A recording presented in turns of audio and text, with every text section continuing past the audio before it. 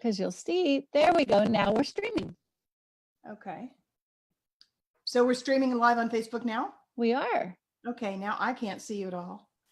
Really? Yeah, go back to where your camera is. You vanished. Oh, there, wait. I see I see the very beginning. So there's a huge delay. So, okay. So yeah, you have to just keep the sound off and don't worry about it, but you really need to go back to Zoom now. I'm trying. I've got to, I'm doing that. Hi, everybody. We are going live on Zoom and we're still working with the technology and how it all works. I can't get back to my same meeting. So do you have a little blue camera icon that's minimized on your browser or on your menu? Oh, there we go. Okay. And now we're back. So we're just in Zoom. Now, if we want to take comments or something, that's when we'd go back to the Facebook page. Okay. And if you want, I'll grab my phone and look and see if we have any comments. This is so funny because I was going to do a live today, but I wasn't, I had planned, this happens every time that I plan to do a live and I structure it and I plan it. And then something happens that it's just, everything changes. Seems to be the new normal. That's the new normal. You can't plan anything, I don't think. So let me, I will grab my phone and then we can monitor. But I can also monitor on the Facebook page itself. But hold on one sec. I like to do it on my phone. I'll be right back.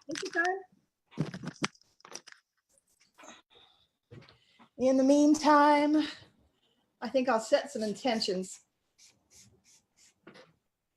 Clearing the space. The bells are ringing. The bells are ringing for me and my gal. All right, let's just find us on here and then I'll be able to start an intention. Set a field. Yes. I'm badly backlit. I keep trying to work on this lighting. You look smashing today, darling. You look very dressed up. You look like you're ready for the ball. I'm not dressed up at all. I'm not dressed up at all. This is called what I don't usually wear because everything's dirty and I haven't done laundry. Well, that's so funny because you look like you're ready for the Great Gatsby. I love your colors. I'm the rainbow hippie today because I've got my rainbow poster from Wahaba, the community living on the land. And look at my crazy technology. What's it doing? I love it. I really do love your colors. I've had such a craving for rainbow colors lately. And I must have felt it. I thought about you because, you know, I just started putting my live feeds. I haven't done very many. I've only done 5. And I put them up on a YouTube channel. Finally figured that out. And remember when you told me that they miscategorized yours and you're under comedy? They put me under comedy. I know.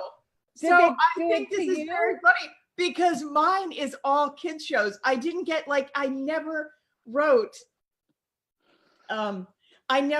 anything like it should be under disclosure or whatever, but they put it under kids shows and I can't figure out how to get it any place I know you have to start your channel. You have to make another channel. They don't let you change categories. Actually, what I love is on your God, look at my technology. What I love is on your live, you say kids. You know, you're talking to us as kids. You know, that's probably true. That's probably why. That's it. And you know what else?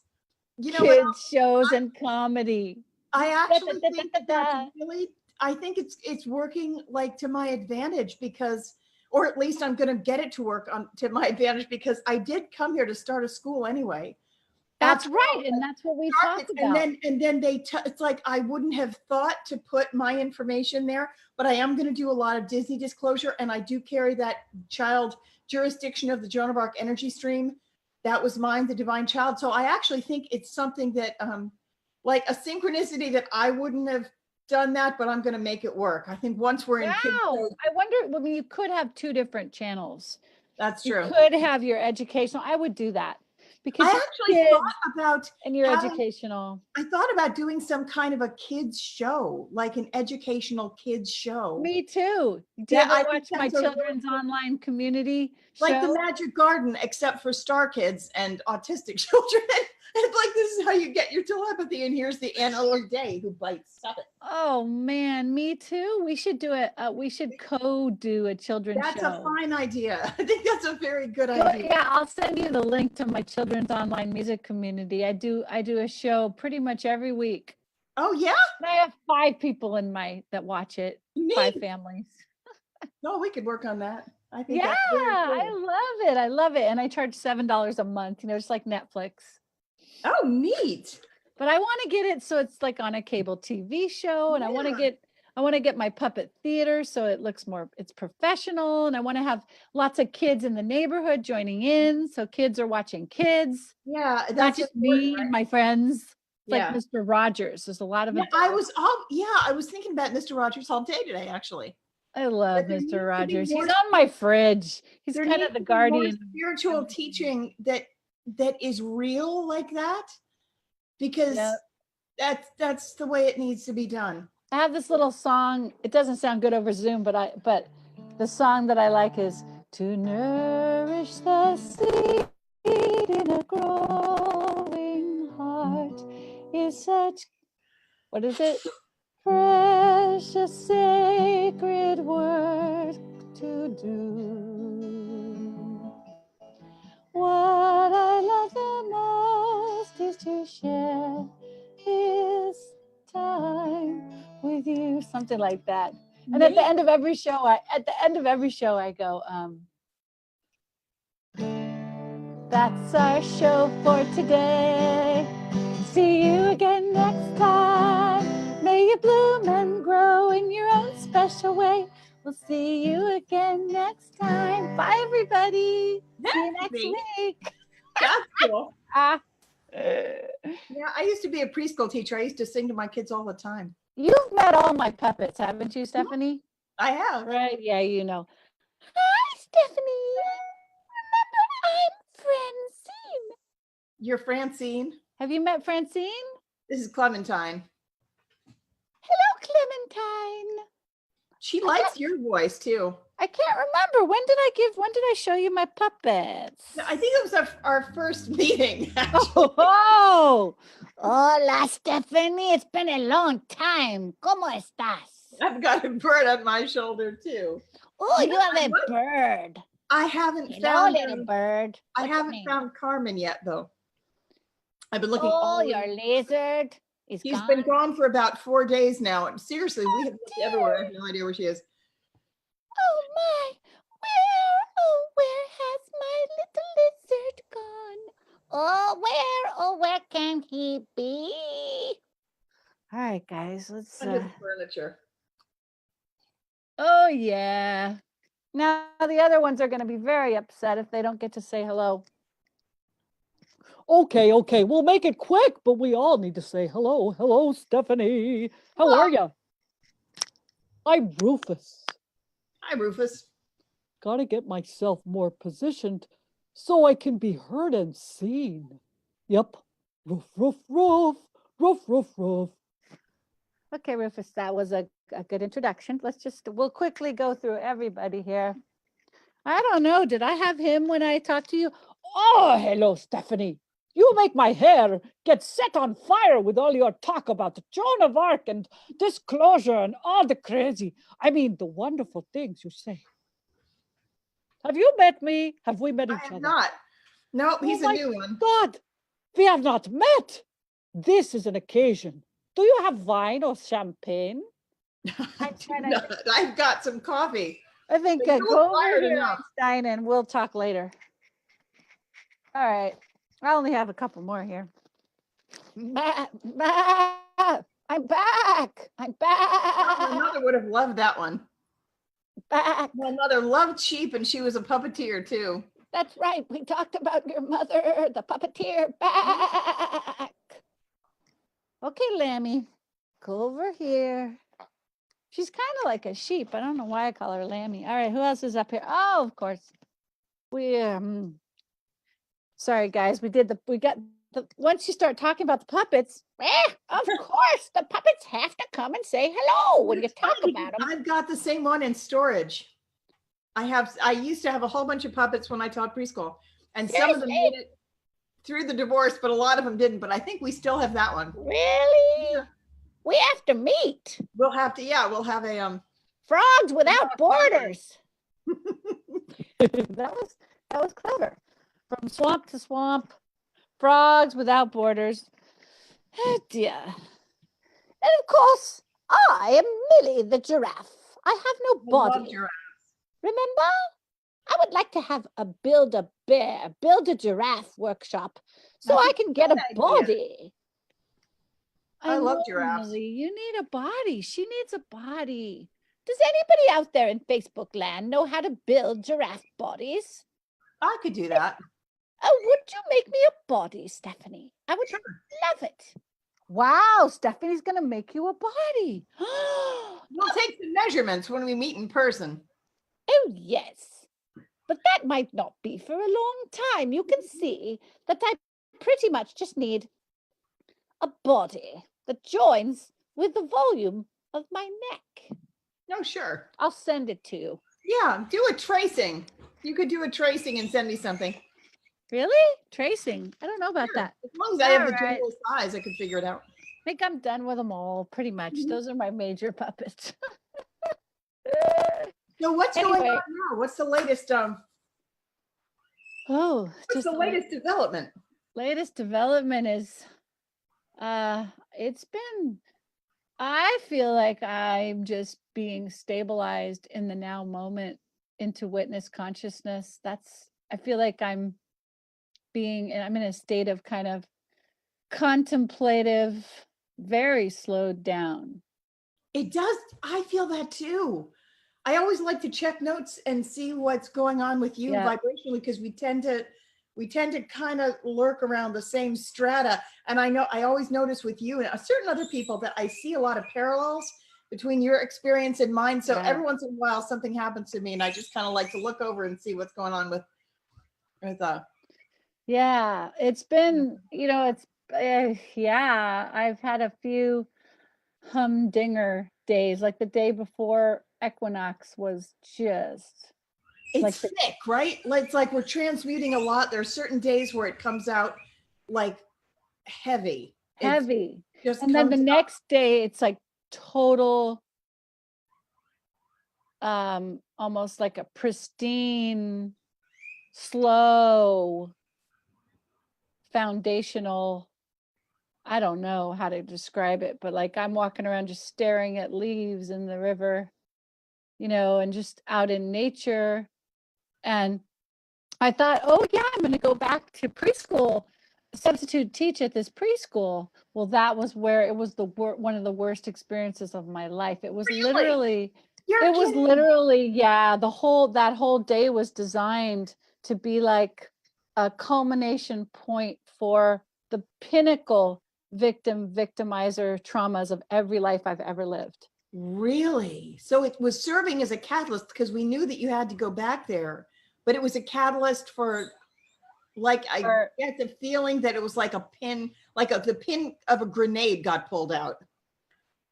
That's kind of what it feels like. There was a little sticking point and we take that sticking point up, but it was like a catalyst for. Yep. It was a catalyst for like, it like punctured a membrane. It was I think an initiation that pushed me past identification with another layer of duality. Wow. Yeah. So well, I could say the worst day of my life easily. Really? So I was just going to say, maybe this is a stupid question. Are you going to go back? But I guess not.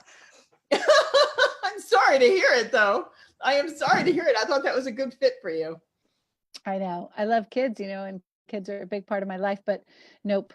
The pain body, the magnitude of pain body. The collective pain body. So you were there to access that and clear that. You know what I have been noticing? Yeah. Because here's one thing that I kind of get the feeling that that's what's going on with you, but I noticed this is another parallel.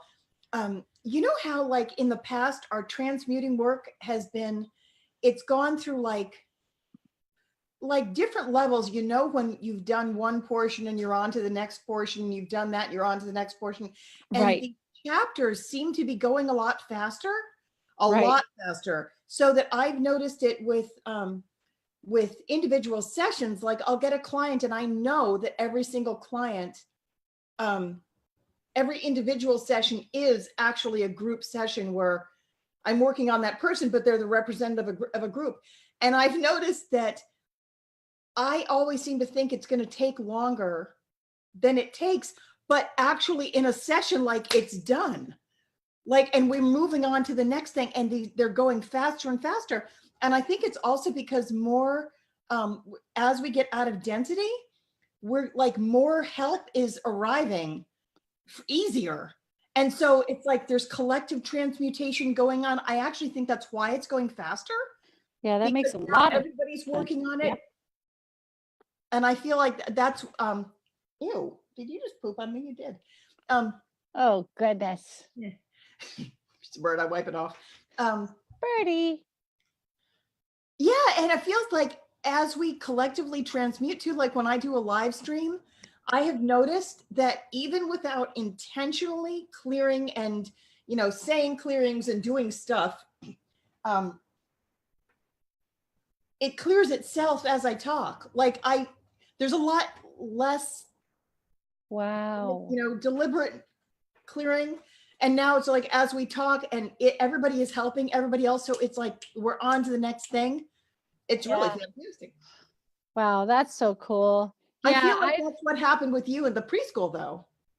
Like one day. It was huge. It was huge. It's hard to say. It was kind of like this big grand finale of how much can you take?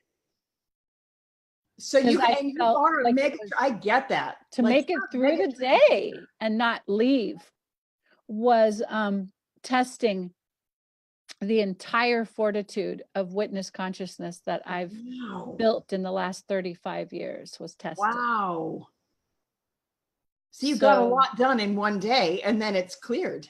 And then it was cleared. It was like you graduated from that level, right? Yeah. Yeah. Maybe I showed myself like how much strength that the witness consciousness had to hold its center and focus on the sweetness, almost like you're in a toxic swamp and there's so much toxicity, but there's like these little channels of oxygen, little channels of nourishment.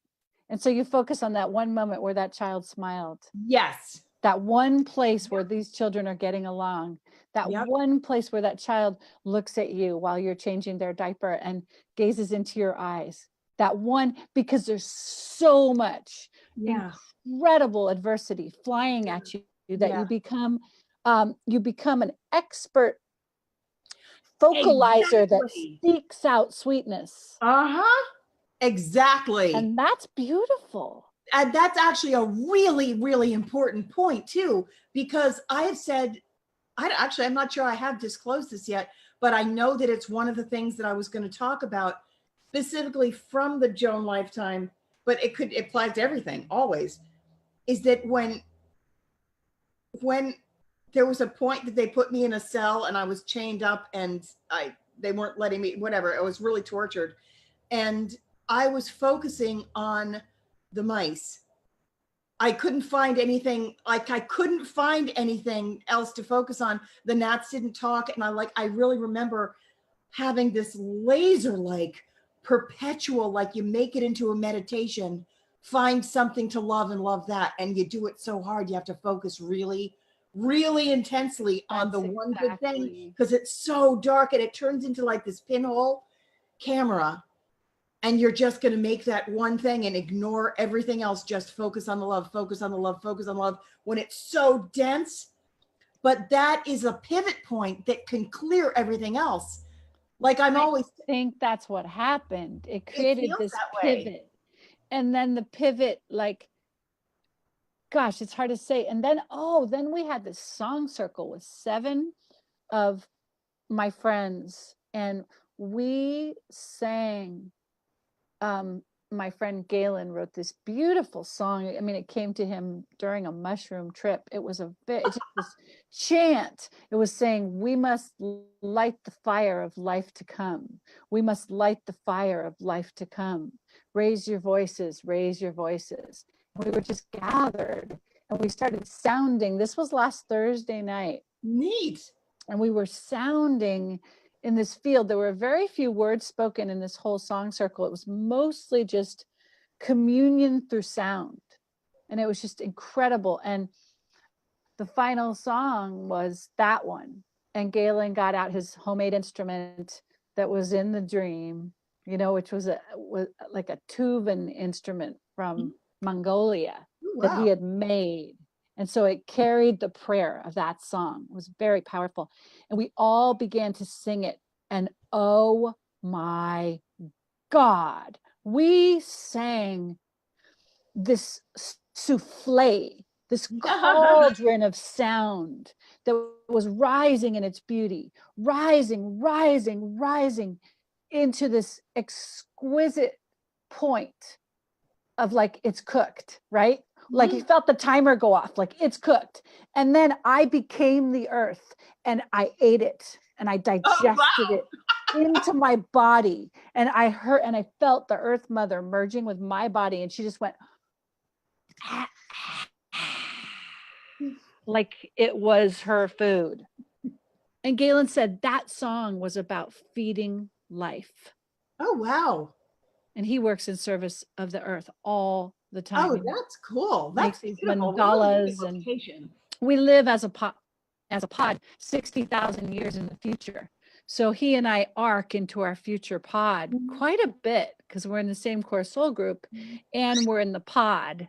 So we have this way of arcing, and this is like the pod, behind us. It's like and as we sang that song, it was like, it felt like it was like this, God, almost like we're prototyping the cells of the future earth body. Totally. And it was one of the organic components of like a full holographic unit of her body. Yeah. As we sang, we got to the point where it was resonating exactly 40,000. It's either 40,000 or 60,000. I think it's 40,000 years in the future. So we got to the point where the song was at the magnitude of the beauty that future timeline held. And then the earth just went. So it's like present day earth linked to 40,000 years in the future, right in that moment, and ate and digested that thread, that frequency. We need frequency to bring it back here to anchor it. Sure. And it was the most beautiful experience of my life.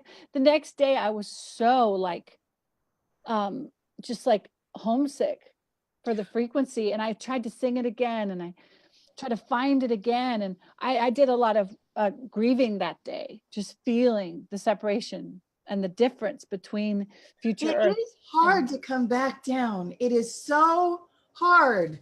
Sometimes you want to be optimistic, feel like you can have it here too, but you get here and it's like, oh my God. You get back and I'm like, I got to make money. How am I going to pay my bills? Where are all my friends? We're not living on the land. Where's the land? Where's the community? Where's the everything? Right? Like, where's everything? All of a sudden you're back. I'm back here. And it's so isolating and it's so alone. So alone. The connection just isn't there. And you had the total connection in that frequency. And then you come back and it's like, oh crap. And you try to find it again. And then I went to this, every Monday, our little 4 Heart Song Weavers, which is 4 of our best friends, we gather to sing. And so Monday, I was still trying to get it. Like, what is that? It's like Barry Manilow. I try to get the feeling. I'm up, down, trying to get the feeling again. I'm not singing it right, but is that Barry Manilow? I think so. I don't know. Anyway, but I believe you. And so we're driving to the rehearsal, and then Frank and I are really coming out as relationship counselors. That's what I hear. So tell us about that. Well, we've been together 22 years. And our relationship has been like learning to drive a Mack truck down a hill with no brakes and major problems in this truck. So, I mean, Really? we've had 22 years of this really, really deep, incredibly perseverant journey to anchor sacred union. Mhm. And we're at It the shows point when you now. interact too. It We're really right. shows when the two of you interact. Yeah, You've got this, you have a harmonic going on between the two of you. It's really nice. 22 years, you know, and so we have this, my friend who channels the angels said, you know, these energies that are coming in are really going to affect sacred partnerships, because sacred partnerships are the Christic architecture. They're the Right. pinnacles of the Christ on earth, is Right. sacred union, either sacred union with your own twin flame within, or sacred union with your soulmate or your twin flame without. But the sacred union of one love and one other, you know, lover and beloved, is the Christic architecture, which is the portal to ascension. It is Yeah. what The anchors 11 gateway. divine blueprint on earth. And Yeah. so the forces out there that want to pull it apart and rip it to shreds and make sure it never happens are getting stronger right now, because the two timelines, the war over consciousness, is getting stronger. War So over consciousness. Yeah. we've I was really actually, been that's one told. of the things I was going to talk about that in my live feed tonight, which I don't know if I'm going to get to it, but the war over consciousness. Yeah, it attacks sacred union. It Yeah. attacks it on the inside and it attacks it on the outside. And so the greatest threat, like enemy number one to the anti-life forces on the earth, is sacred union. So that's where the battle to keep a marriage together, to keep a partnership together. I mean, there's so many distractions. There's polyamory. There's, oh, if it doesn't work over here, just have multiple lovers. Have them all take care of them. A lot You of can't. You cannot create a Christic container with multiple partners. You can't do it. right. It is a It one. doesn't have to be a necessarily the marriage, the contract that's been in 3D. It's a different kind of sacred partner. It's a Yeah. different kind of sacred partnership with a different structure. Well, I guess So what you I'm could be saying, married or you could not be married. It's the sacred union that's actually more important than the form that it's taking. yeah, I mean, like we're talking about like any gender. It's not like saying man and woman, but Right. I mean, this is very controversial, and I have a lot of friends who might just completely have a debate with me about this, but you know, Lisa Renee, who's my main source for my whole life of information, said that polyamory is an infection created by the negative aliens at the 11th dimension to block sacred marriage. Because if sacred marriage is a portal to ascension, they don't want that architecture in place. They don't want one-on-one relationships in place, because that is going to throw them off the planet. I feel like I could argue that either way. Like I could see the energy working either direction. And I think they're probably compelling arguments. Like I could see that I could make an argument for what you just said, but I could also see why it would, I could also make an argument for the opposite. If you have people who are completely healed, which means their Emphasis on first, that. I think that's second, and third chakras, which means that the inner child doesn't exist separate from the adult self. Literally, there have to be no shadows in the first, second, and third chakras. You have to be a completely healed hierogamic union human, and there are not very many on this planet. Most people who think they are blocking and repressing parts that aren't healed. So what I've learned, and it, you know, I only have my strong point of reference from my own experience, right, is that if you want to create a safe container where the core issues of the primal vulnerability in the first, second, and third chakras have a safe container in which to be processed, you cannot have polyamory, not unless you are already Jesus Christ. Really? You can't, because you're going to fling your drama onto a multiple centered. There's Right, like way, I could see that. you Trying can't, to think about the there's fastest way way to more get there. leaks. Let's put it this way. There are a lot of leaks. I could see that. That makes You sense. can't, in a sacred union container, you have an environment that has the highest success rate for bringing Right. all sub personalities I could see that. That makes great into safety, communion, and a union that allows, how would you say it, a stable container to weather all the changing variables of life. I could see that. I mean, yeah, I could see that. So, and yeah, I have a lot of friends that are polyamorous and that they think that's absolutely the superior way to be. And I'm not going to say that it's not, and because I have to honor everyone's path. Sure. But Frank and I are interested in working with people that are very much about that sacred one-to-one partnership. That's all. I mean, that's all. I don't need to say anything else. I feel like, how can I say? I feel like polyamory also has incredible potential for growth.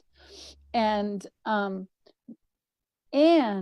it's very, very difficult to get those deep core Right. I could totally see that. survival needs met. That's the thing. Like I could really argue. I feel like I could make arguments either way. I feel like somehow it's both.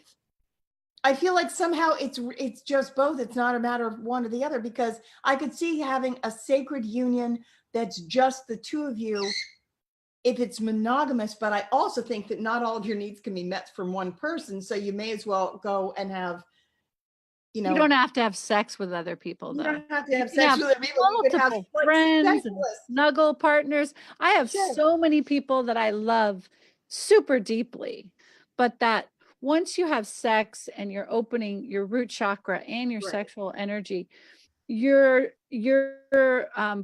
taking on the curriculum of that entire person's karmic, ancestral, auric, everything. I know too that I mean, I'm always coming at things from the point of view of the Joan of Arc template, which was very much about purity and thou shalt not defile my own core vibration. Like it's meant for one person. And I feel like personally, and I'm really not judging, I really am not judging people who want to have multiple partners, but I feel like it's so sacred that there's just no way. Like I want my equal, and I'm looking for one person that's my equal. Yeah. And like I'm really finicky, and the answer is almost no, just no, blanket no. Yeah, and it is, it's a very controversial topic. I think that but there are a lot of people who argue polyamory, like oh gosh. There are a lot of like things that I don't really think they're cults, but they get accused of being cults a lot, like like Martina Mazzaro and so yeah, in the future, like in our pod in the future, everyone is in a oneness field. Exactly. So and there isn't even sexual intercourse in exactly that. It's all just energetic. Like exactly. So like that's why I said I could argue it either way, because it kind of depends on what level you're in, like what strata you're in, because when your boundaries go away to the point where your individual nature is you're in a big Venn diagram with a whole bunch of other energy fields, and we're all exchanging our energies all the time. Exactly, but that's post-planetary ascension. Yeah, okay. That's not while we're still in fear-based reality. While we're still in fear-based reality, the need for these, you might say, like Christic pillars.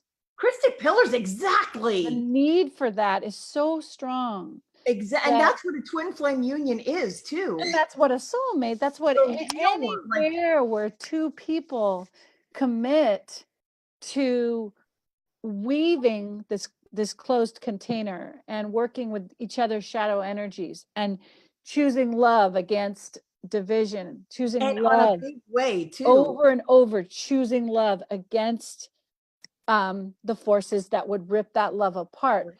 They are anchoring these Christic pillars. Exactly. And after we have ascension, after we're stably aligned in love-based reality, we can go make love to anyone we want. Right. So I agree with that because completely. right now we are in this transitional time, where we need to be building those Christic pillars.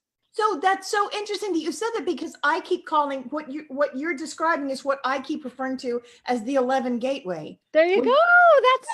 It's one, like, you find the masculine, feminine. This is what the 11-11 is. You find the masculine and feminine perfect balance within yourself, and you're the 111. Yeah. And then your sacred partner, your divine partner, gets themselves balanced, and they make the other 11. They're masculine. That's exactly it. You come together. You have the third energy, which is the 11 gateway, and that's the thing that takes you up to the 5. And that's the portal to ascension. Yeah, that's the Christic pillar. I've never even spoken those words. Yeah, Christic pillar, but with you. Yeah, I keep calling it the 11 gateway, but we're seeing the same thing. Like, there are 2 columns, and they're massive, and they're white, and they come down. It looks very much like the Twin Towers, except it's energy, and it's each person carries this vibrational field that it's like, because it's fully anchored on earth, but it goes all the way up. Okay, I have to sing you this song, because this is the song that came in as the portal to ascension, like song. And it says, lover and beloved, join us one as we open the door to the sun. Lover and beloved, join us one as we open the door to the sun. There is a sacred cathedral in everyone's heart, where everything comes together that once was torn apart. You and I join together, form the portal. We form the portal to God. You and I join together, form the portal. We form the portal to God. Lover and beloved, join as one. And we've opened the door to the sun.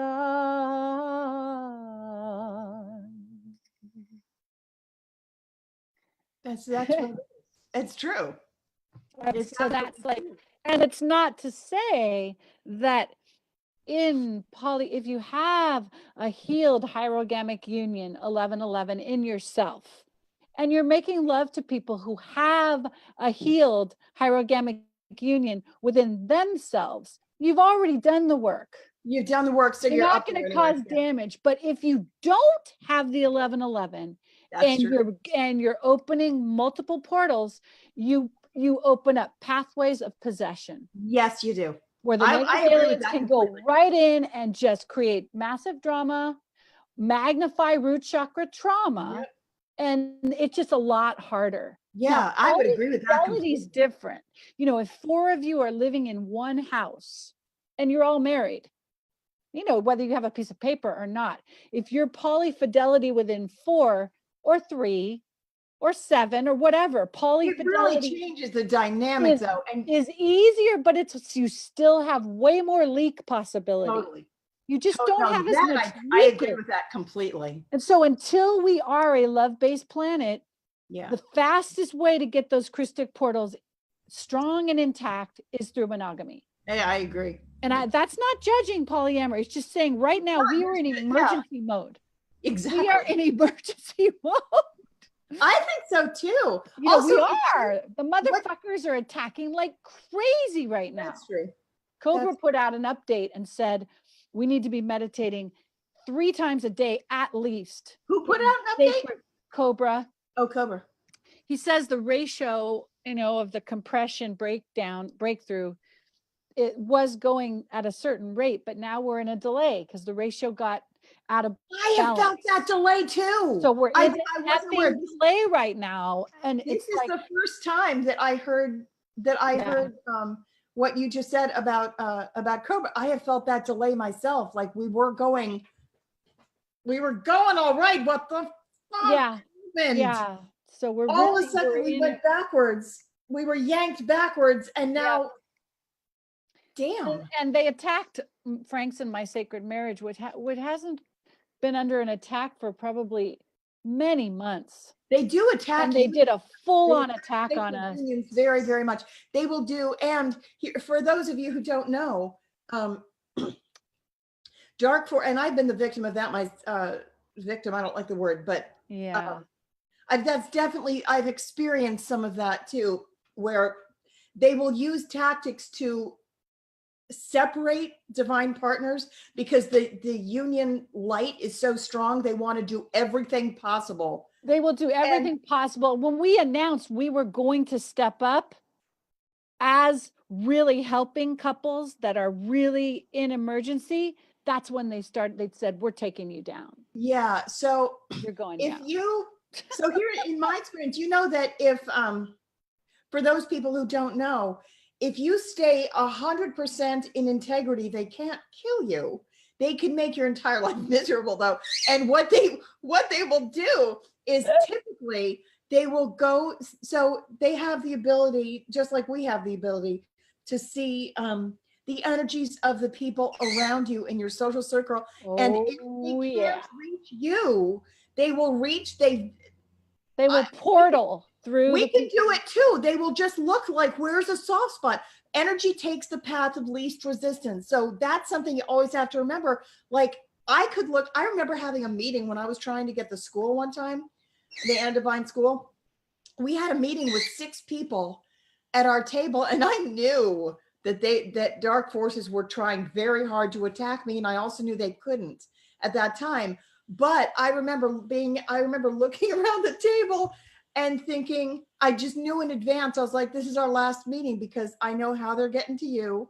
I can already see how there's a tactic. Yeah, everybody becomes a portal. Yeah, and I know how they're going to get to you, and I know that this guy's not coming back because they're going to lead him off by his dick. He's going to get a girlfriend, and he did. Like he didn't come back anymore. Yeah, they absolutely got a girlfriend. I was like, I could see what was vulnerable in him, and I'm like, that's how they're going to take him down. And the same was true with I knew that somebody else they're going to prey on her distraction. They're going to do something to the family and she's going to go. And then I knew the other person was like, they're going to give this person a fake business opportunity to get them to go in a direction they think is going to get more money. So they did this, like every last person at that meeting didn't come back for the reason that I could look at the soft spot and say, like, dark forces, if I was dark forces and I wanted to get to you, I would tell this to you. Absolutely. And that's how it works with sacred partnership. Yeah. That's exactly what they did with me and Frank from Monday to Tuesday. They attacked every pathway of consubstantiation with separation consciousness trauma. Because they know, and so we got our curriculum for sacred marriage is 1,000 times stronger after what we went through. As we're talking about this, we have so many tools now. We can take we're talking about this, everybody who's hearing it, everybody who's connected in any way to a twin flame union or a divine partnership in any way, shape, or form, anything that can be cleared right now. I'm just asking for that to be fully cleared. I call in all let's see, I don't really like the word protective elements. I call in all the benevolence of the benevolence of the universe to assist us with the following intent. May all sacred unions of how did you say it? Christic what? Christic unions? All sacred unions, period. May All all sacred unions be love. protected, guided, and thoroughly made manifest, made stronger, made manifest. And right now, as long as we've got this audience, If you run into trouble, call me up. PM. no, that's true. We are here. Frank is here with the masculine perspective. I'm here with the feminine perspective, and we have incredible tools for unpacking any kind of a cataclysm, because that's what it's like. You start going into a positive feedback loop of negative reinforcement of each other's traumas, and when it's over, you're just laying like you've just been hit by a tidal wave. Mm-hmm. And you have to unpack it. You have to unpack every piece of it that led you into the negative spiral that got out of control. So you'll never do it again. Once you start unpacking those vulnerability points, you won't do it again. You'll learn how to navigate this vehicle, almost like a truck, like a car that has some major things wrong with it that you don't know about. But these are vulnerability points. You're driving this vehicle and it's going to crash. If you hit this button, it's going to swerve this way. If you hit that button, it's going to swerve that way. And so you have to unpack every vulnerability so that together in this sacred partnership, you can be aware. You can know, oh boy, that's my pain point. That's my big pain point. Here's my antidote to it. And then you can you can maneuver that vehicle. And then maybe that lasts you 2 weeks, and you're going to come up with some more things in the car that are all screwed. And we're going to help you unpack that so that you can become, all the places that are toxic can become benevolent. It's like, we're clearing this now as you speak too. We're clearing this right now. Let's bring in all of this. Let's clear it right now. So if you're listening to this, anything that got brought up by all of her words or any of my words, anything that triggered, we're just clearing it automatically right now. We're calling on all the benevolence of the universe to assist us with the following intent. And we all transmute and clear for one another. We're all joined. And our partnerships, our divine partnerships, are safe, protected, and increasing in strength. So this love, the benevolence, it's just going to keep running. I think this was important because as you're speaking, and it's also wherever two or more are gathered, right, with the same intent. So we're just supporting these partnerships and clearing automatically. I'm going to leave the clearing going evergreen. So you and I are both mega transmuters, and if we can just let the energy continually flow through you and me and all the network of the people that we're connected to right now. If you need specialty advice, you can come to one of us. But in the meantime, we're just clearing for the collective. And as we all clear for one another, that's the strength of it. Oh, yeah. I feel like stuff needed to just shift. Yeah. May we see the best in each other. May we see each other's innocence. May we see our partners as our allies. And if there is any seeing them as enemy, that is a possession. Yes. That's not you. And it has to be unpacked. It has to be returned. I know I'm always ringing this damn bell on your calls, but I don't mind. Everything. I feel like when you talk, I can feel things that are being like stirring up the bottom of a stream bed. It's like the stuff goes into the water. And so I'm just clearing it as you're talking because it's perfect. I can feel stuff coming up from the audience that it's percolating a little particulate. So yeah, I'm a provoker. I bring stagnancy into dynamism. Yes. So it can clear. Yeah. That's my actual purpose. I do too. When you and I are on a call together, like stuff moves, right? Yeah, I mean, at the shadow level, the gene key 39 is provocation, which means it triggers the shit out of everybody, quite literally. Gene key 39. 39. So We did you? should do your gene keys. I want to do your gene keys. I would love that. I wish you would sometime. I would like to set up a call to do that because I know very little about it. But I think people would be interested to hear more about it. And you could do, did you do a show about that? Yeah, About I did. I haven't seen it. I put one live on your page when I was just doing little mini readings, but about the whole chart, I could do a show about it. I would like, yeah. Can we do that? Let's do a show. And then you can use me as an example if you like, but I'm interested in that whole study because it's something I don't know anything about. That and like Mayan astrology. Like there's some people who are really good at Mayan astrology and I'm clueless. I have no idea what any of that means. Yeah, Mayan astrology is really cool. The 13 moon calendar and all the different, I'm blue crystal hand, which is personalization of the universal archetype of healing. Oh, wow. And guided by the power of the crystal, which is cooperation. And then my challenge is challenged by the energy of storm.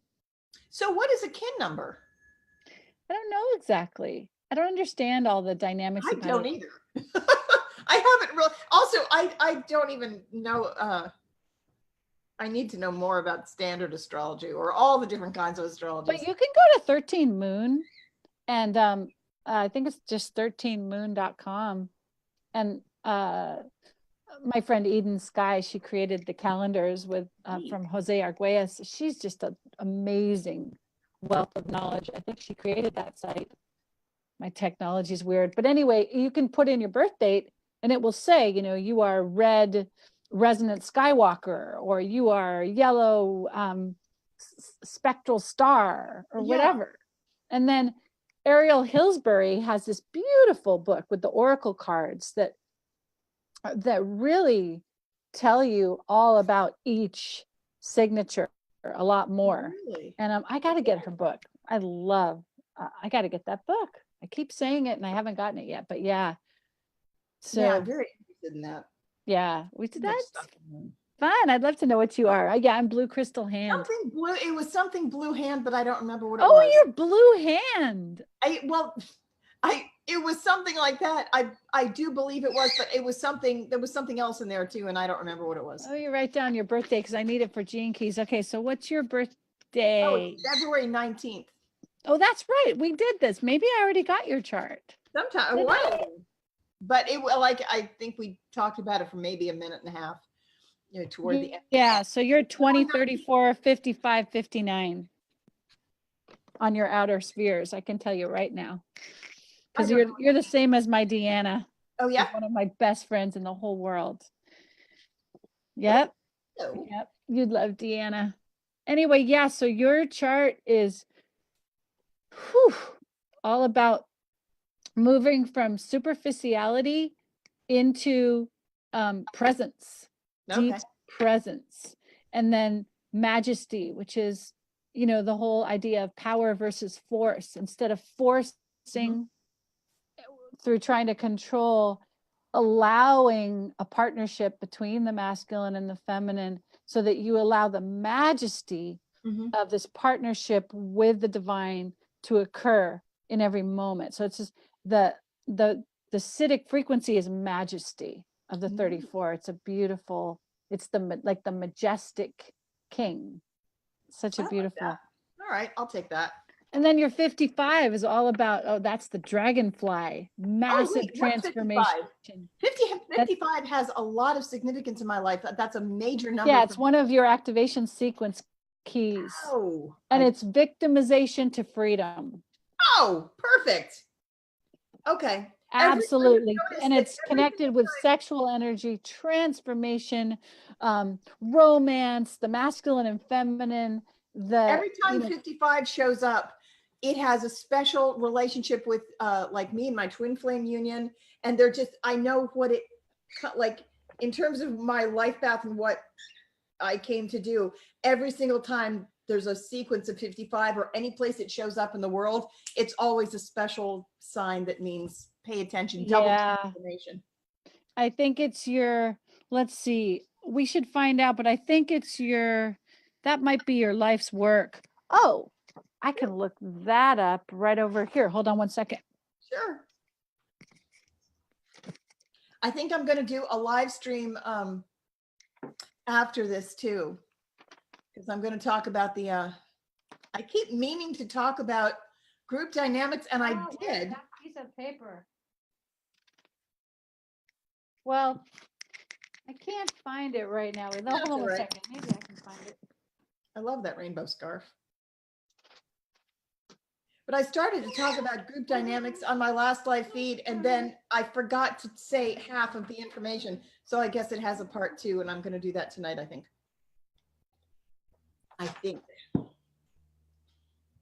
And if anybody who's listening could make a small mental prayer for like, call my lizard back.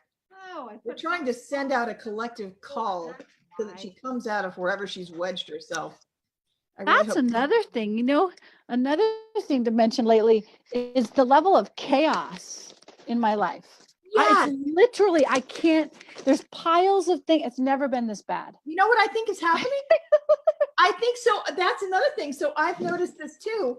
And I think the level of chaos is going up because we're going off the timeline.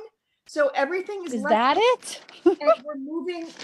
I think that's it, because everything is moving faster. And I don't know if you've noticed this too, but like appointments keep getting shuffled, or things that are supposed to come in don't come in. There's a lot, like what you're doing with your papers right now. It's crazy. The way my entire life is.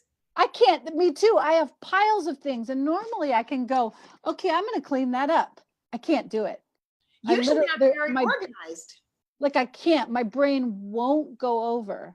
That's a matter of, because you're leaving linearity. So I was just talking to somebody about this the other day, who said that, and this is somebody who is very functional in 3D normally. Right. And all of the third dimensional systems are becoming they're becoming tighter and more difficult and more cumbersome and less workable. And like the more documentation, they're like, you have to get a document from this place, but it's like all of the institutions they're kind of interwoven into a Mobius strip of non-functionality. And most people are on their way, or I should say light workers, like if you're transitioning away from 3, where there was structure and everything is moving and changing, and it's like teaching us all flexibility, I think. I feel like becoming possible to, like,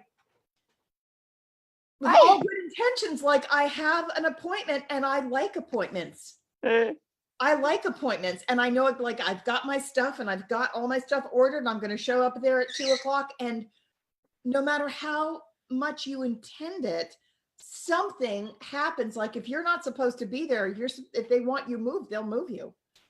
Yeah, and the thing, like sometimes lately, what I just feel like doing, just because it feels so futile to try and organize, I feel like throwing everything up in the air.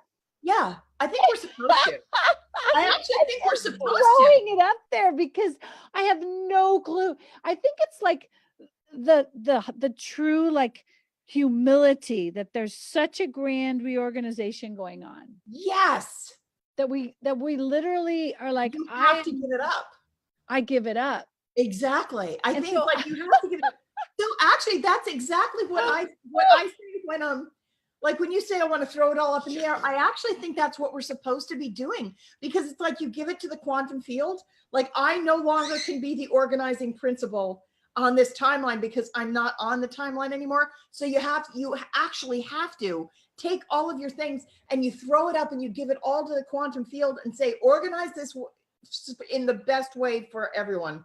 Well, maybe perhaps we could even see it as that's what we've already done. Maybe so. We've already thrown it all up in the air.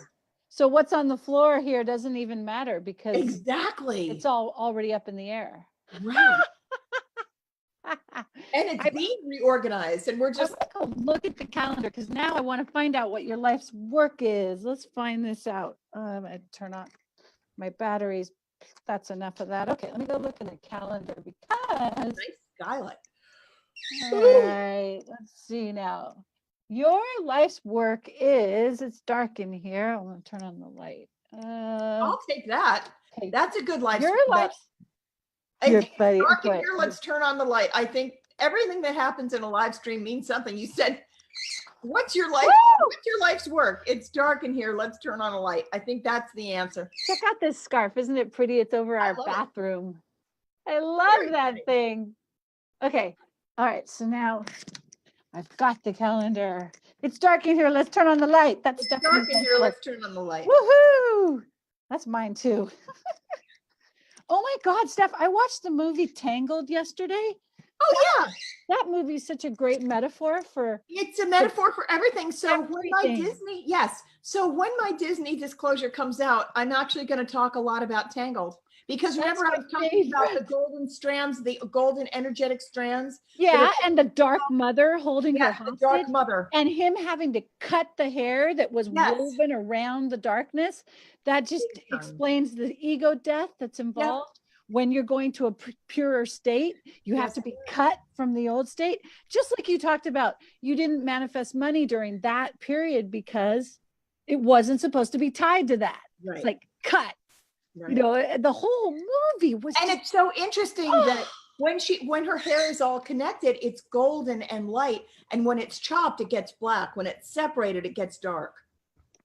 but then she's in her human self, and then her Yes. tear, I knew it was going to be her tear, and when the tear touches the skin, it goes into the plasma light body. Yep. And the singing to the flower, that's the plasma body lotus of the divine Yes. blueprint. It was It that actually- so is I have- incredible. I have an incredible amount of Disney disclosure, and I can't wait to talk about that. And it also specifically relates to the Joan of Arc template. Also, even small things like in that movie, like the fact that they never got his nose right in the poster. That's actually really, that's a bit of disclosure. There, that's really, that's no, for real. The King Charles the VII, the Dauphin,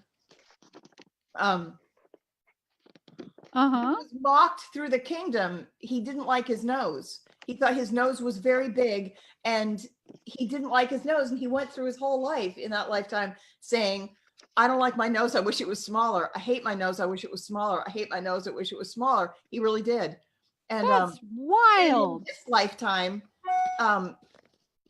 he has an extremely small nose, and he hates it.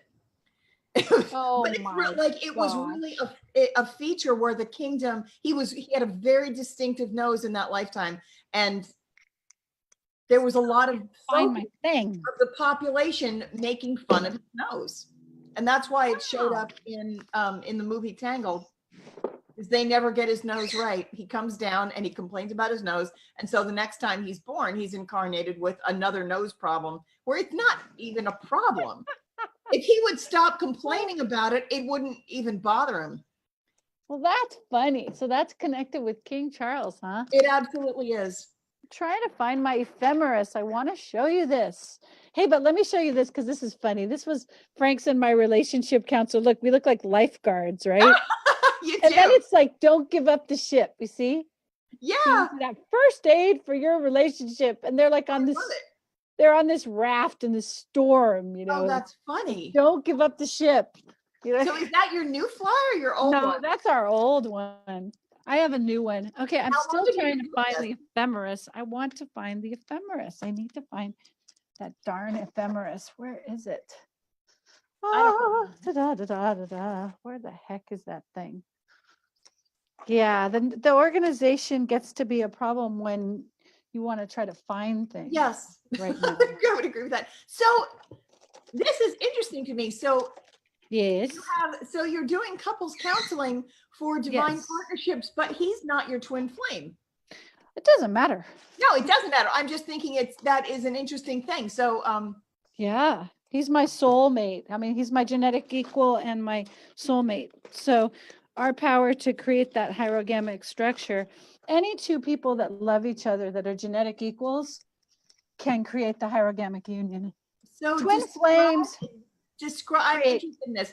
Can you just, is this a bad time to talk to you? No, talk to me.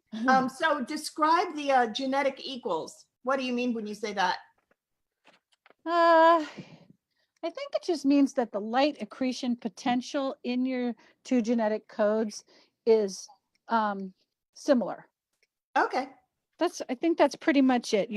Your ability to create the sacred marriage quotient that you create within your one human body is similar to the sacred marriage quotient that the other person can create in their body. Right. I can't believe this It's freaking ephemeris. Where the fuck is it? You're funny. I can't find it. Call it. Did you call it? Yeah. So it didn't occur to me. So Angels, she wants her ephemeris. Yes. Can we have Angels to help her find it immediately? That's the way I ask. I think you didn't ask. I think I would like to find this ephemeris. I would like to find this ephemeris. I had it just a while ago. Have you ever had something leap out and fall at your feet when you're looking for it? I have. Oh my God, you kind of have to ask. And I've had that problem. Well, it wasn't a problem.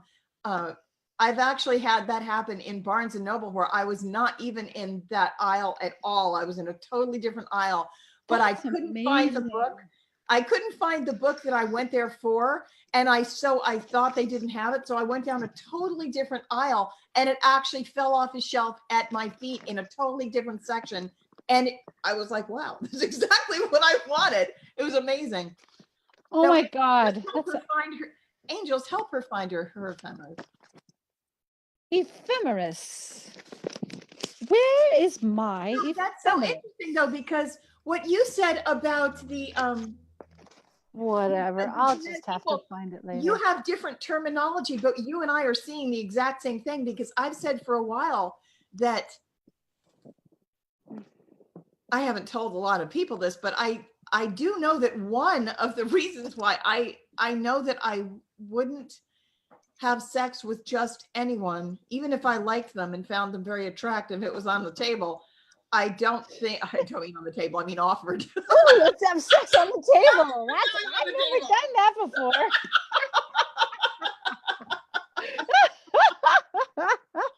This is being offered, but I know that I do know that I have an enormous amount of voltage.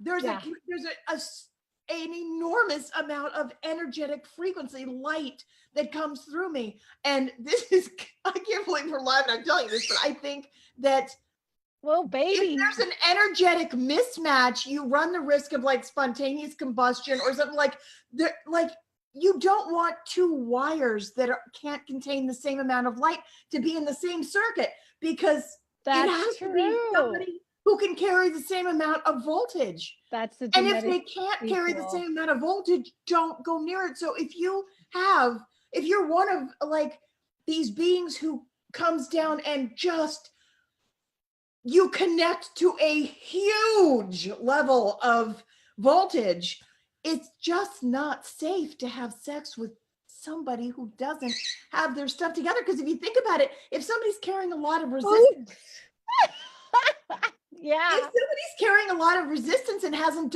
gone through their crap, and you run a lot, you think about it. And by the way, I will tell you, since we're on this topic of conversation, that message, what I'm telling you about right now, that message is in the movie Frozen. Go watch Frozen. When Kristoff falls off the sled and he says, "You almost set me on fire." There's an attraction between them, but there's also a lot of resistance. So if there's a tremendous amount of attraction and coupled with a tremendous amount of resistance, you get a lot of inflammation. You get a tremendous amount of heat and friction. You're going to get a lot of friction between the two. So both of them have got to have all of their crap cleared out. And then when they come back together, they can both accommodate that degree of creative force and union. But otherwise, there's going to be a fire. Spontaneous combustion is like a thing. That's so funny. Whoa, baby. I think that's true. I remember I made love to this guy.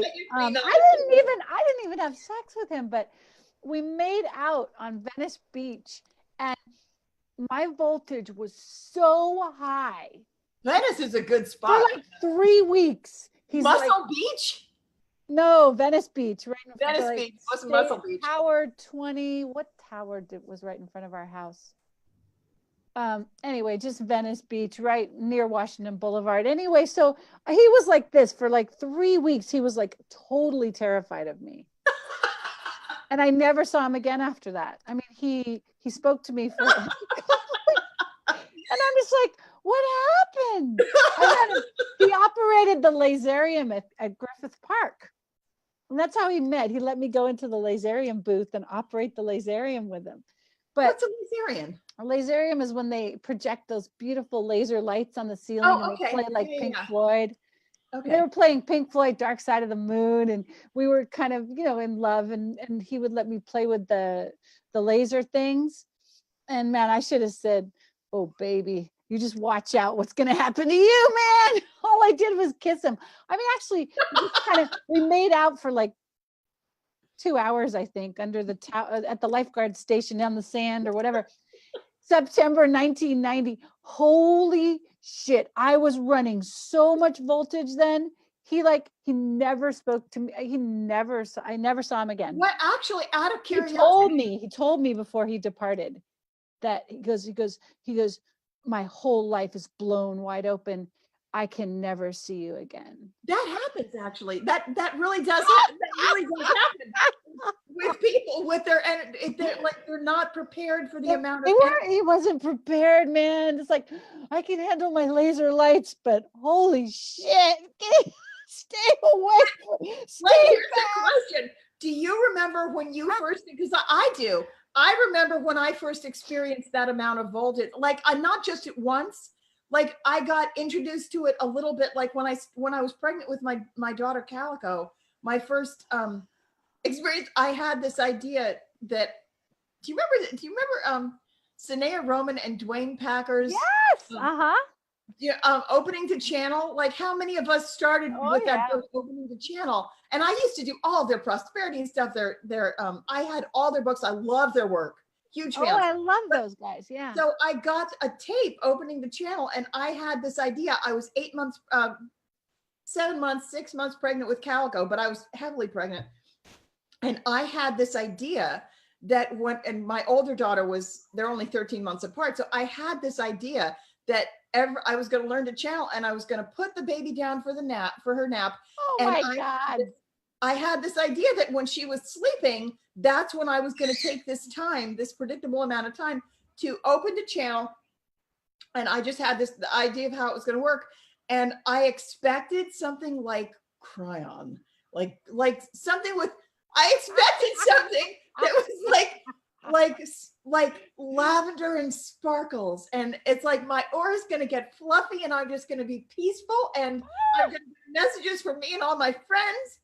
And I'm just this pregnant lady in a chair, and I was not prepared because I thought that it was going to take like some time to get into it, but it came in with such a thunderbolt crash. The first and the first time it came in scared the crap out of me because it was so massive. And I didn't know anything. I won't tell you the whole story, but I didn't know anything about. It just wasn't what I was expecting. The energy was so huge.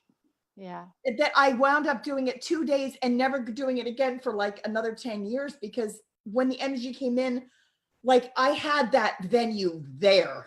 Like sometimes people have to find it, or you have to practice or something. Like mine, it came in like, we've been waiting for you. Yeah. And it came in with such a massive crash that the energy was so strong. And I remember Calico like in my stomach. She was like kicking and pounding, and I was like, okay, never mind. The guinea pigs are registering. Yeah. Week, week, week. You can hear them in the back. They're chatty. They are cute. They're really chatty. Yeah, I had the first experience of that voltage was with my twin flame. Oh yeah. That was when it really, really came in.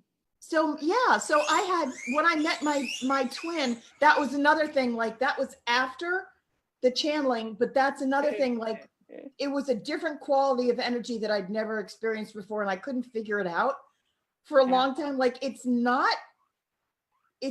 like when you're in love and like somebody feels like you feel like butterflies in your stomach. Like that's not it. This is like totally different. This is like a whole other realm of so foreign that I have no context for it at all.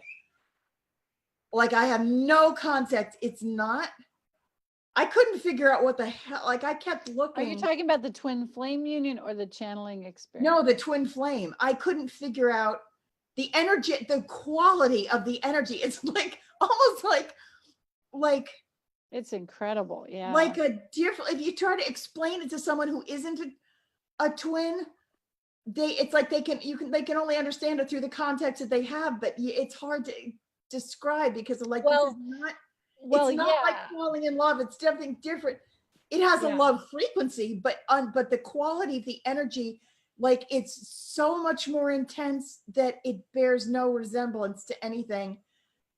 And I'm like, it's like it went up my spine, and suddenly I had telepathy with like this weird comprehensive telepathy, but it's also physical telepathy. Like,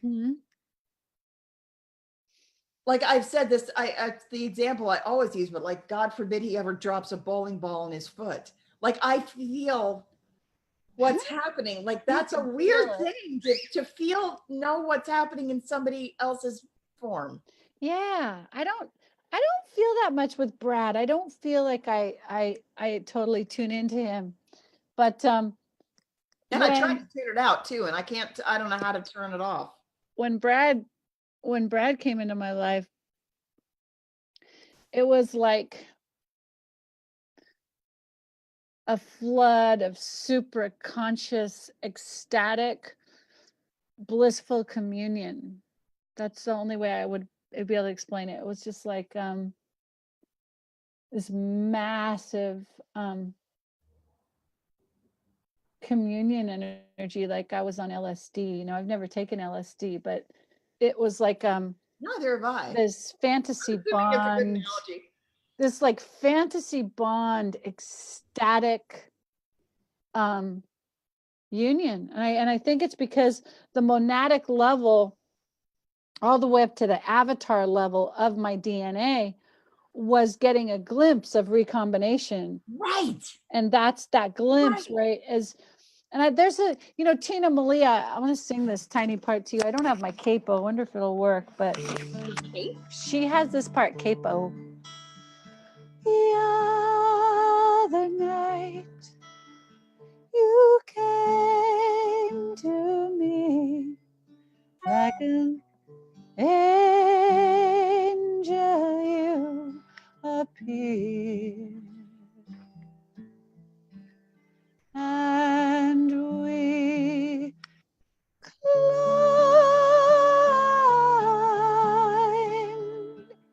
the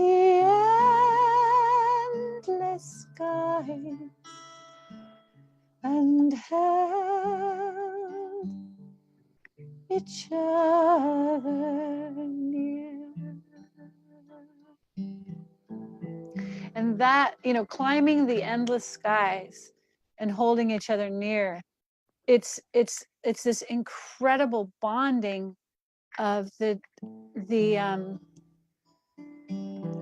correct coupling of the DNA into the fourth dimension, the fifth dimension, the sixth dimension, the seventh, the eighth, the ninth, the 10th, 11th, and the 12th. Right.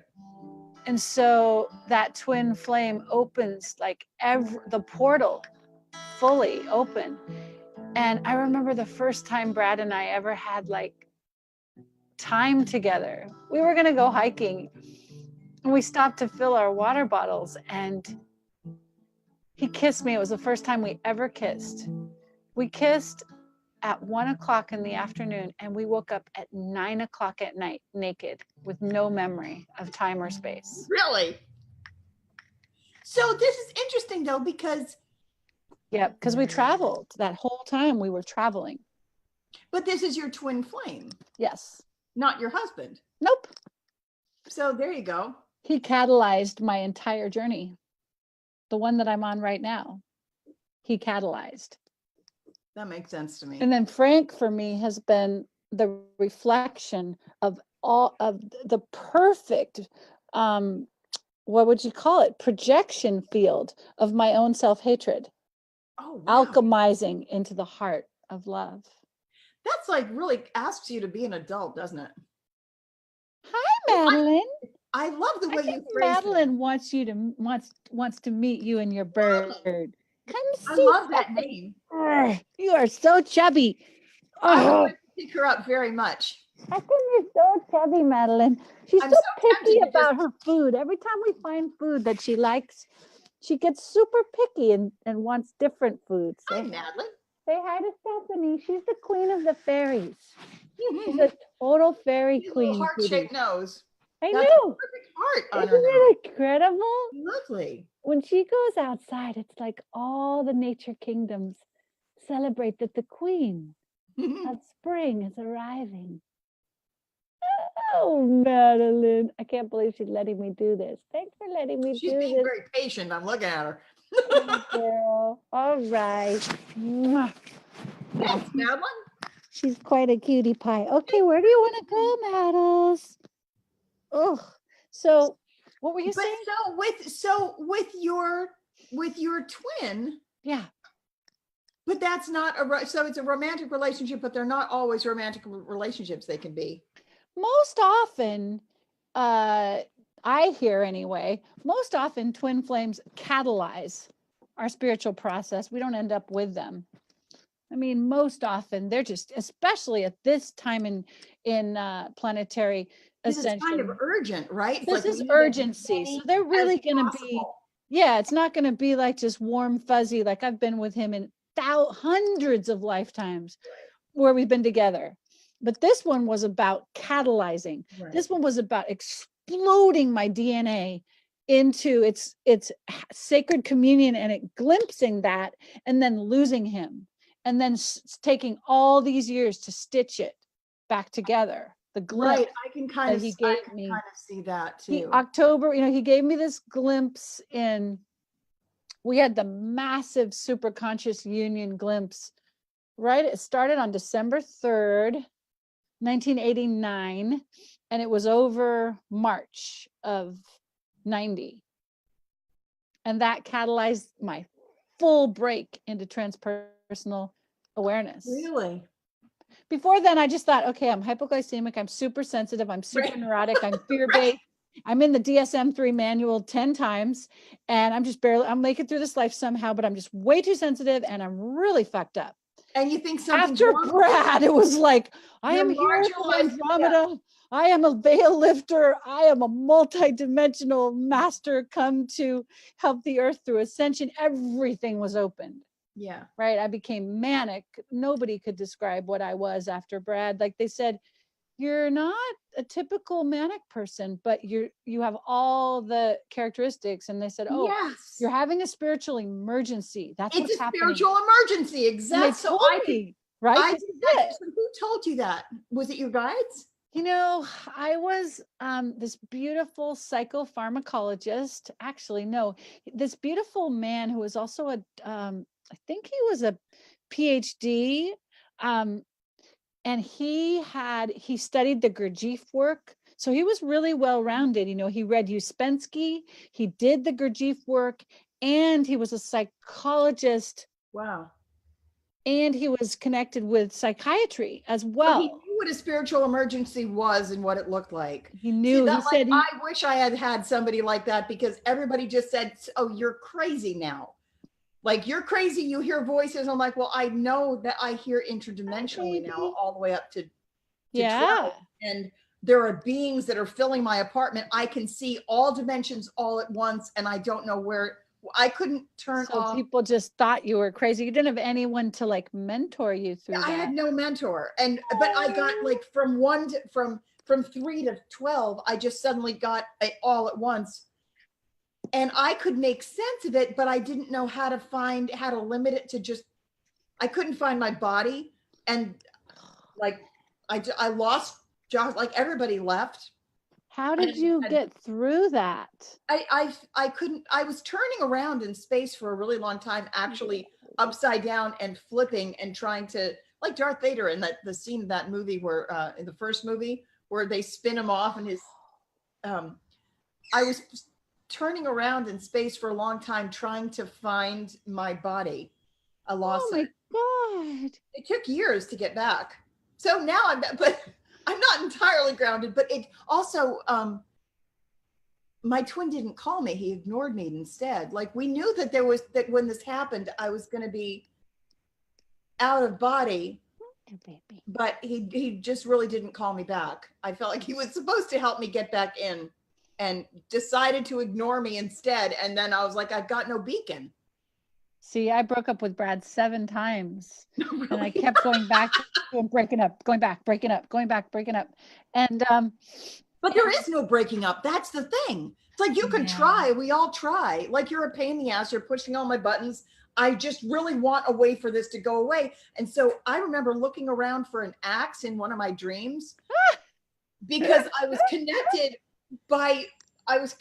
to all sorts of weird things. Like I kept waking up I kept having dreams where I woke up in his house looking out of his eyes. And I was scared because I knew I wasn't supposed to be there. And I didn't know how to how come I keep opening my eyes and I'm in his house? Wow. See, I didn't have that. The interesting thing is that my twin flame was not awakened at the multidimensional levels. So it's possible I was not able to get into his faculties, right? Because he was there at all. He was very third dimensional. Mine too. So it's interesting. I was probably one of the more asleep people I've ever met. And I remember speaking to him one time where I mentioned, like, I didn't know what a twin flame was, but I remember one exchange between us where I said something like when we chose our parents, and he said, what do you mean? How can we choose our parents?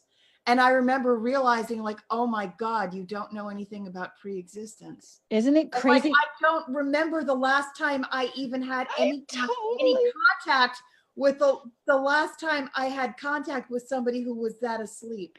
I know. Like, I don't even know what to do with you anymore because you're one of those people who doesn't know anything yet. I had to. Okay, so check it out. And then they thought I was crazy. Like, if I'm saying, no, we're like we came here to do something and you don't remember me?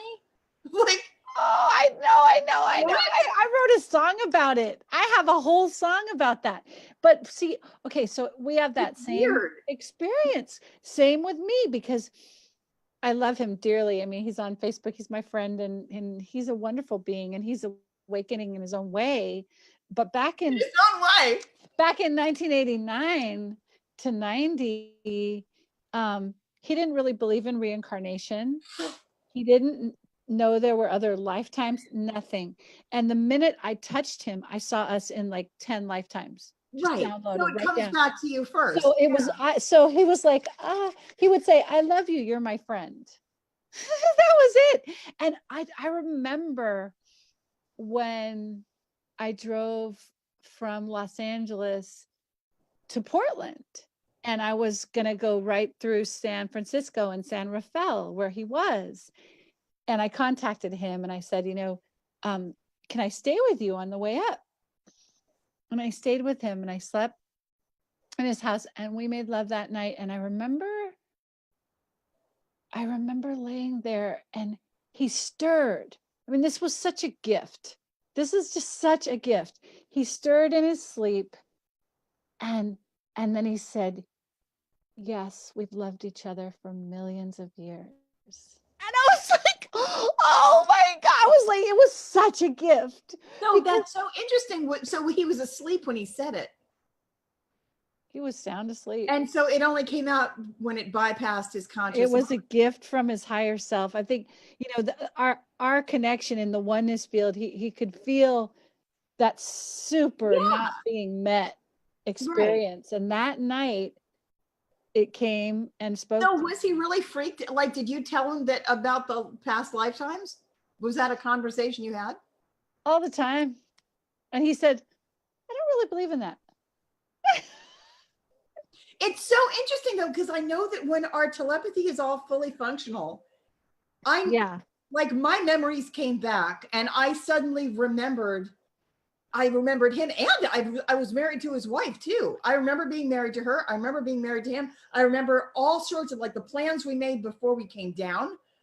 I remember also that it explained a lot of things. When I Yeah. finally discovered what twin flames were, it explained an awful lot that happened to me when I was at his house.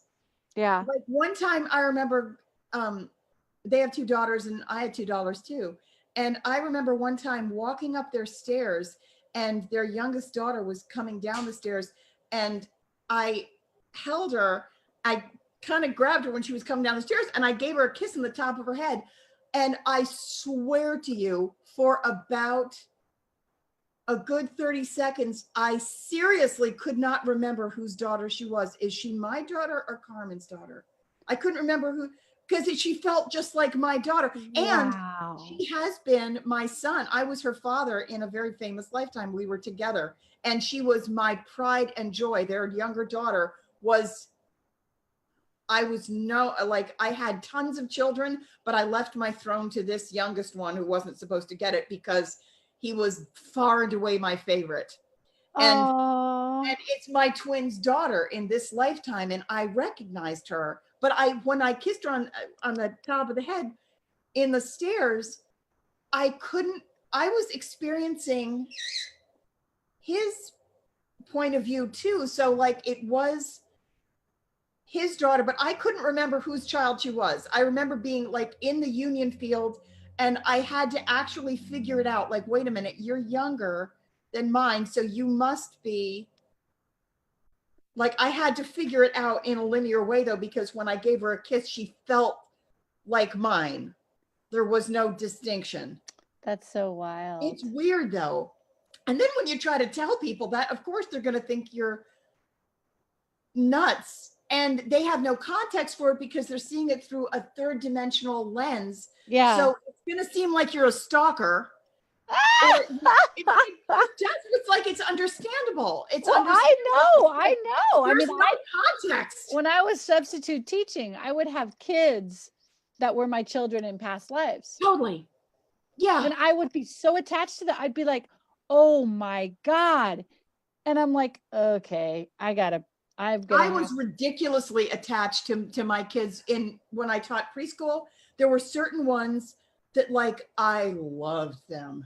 Right. And then when they graduated, they're like, and I was also a nanny. And there are certain times where it's like, okay, they've outgrown you now, or now we don't need you, the schedule. And I'm like,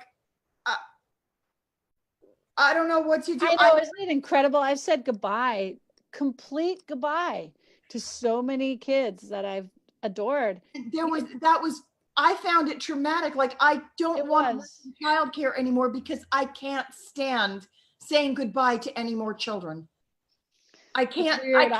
I can. I've said I can't. I don't want to say goodbye. I want to gather all of them. Me too. I want to go home with all my kids. I want to take all my kids and go have a nice school where they're like, are all mine. Where they're all there and we're all on the land living together. Yeah. I mean, like that's what we do. I just want to gather the troops back. Yeah. So we can all have one community and everyone's like it's almost like you trade kids and nobody ever leaves home because there's no leaving. Absolutely. See right here. There's right there. Yeah. Yep.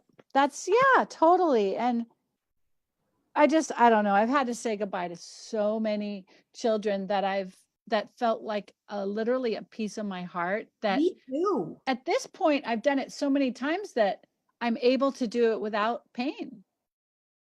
But it took a lot. I don't think I can. I know. I would still cry. I know I'd still cry and feel it, but it would move through very quickly. Well, that's the thing.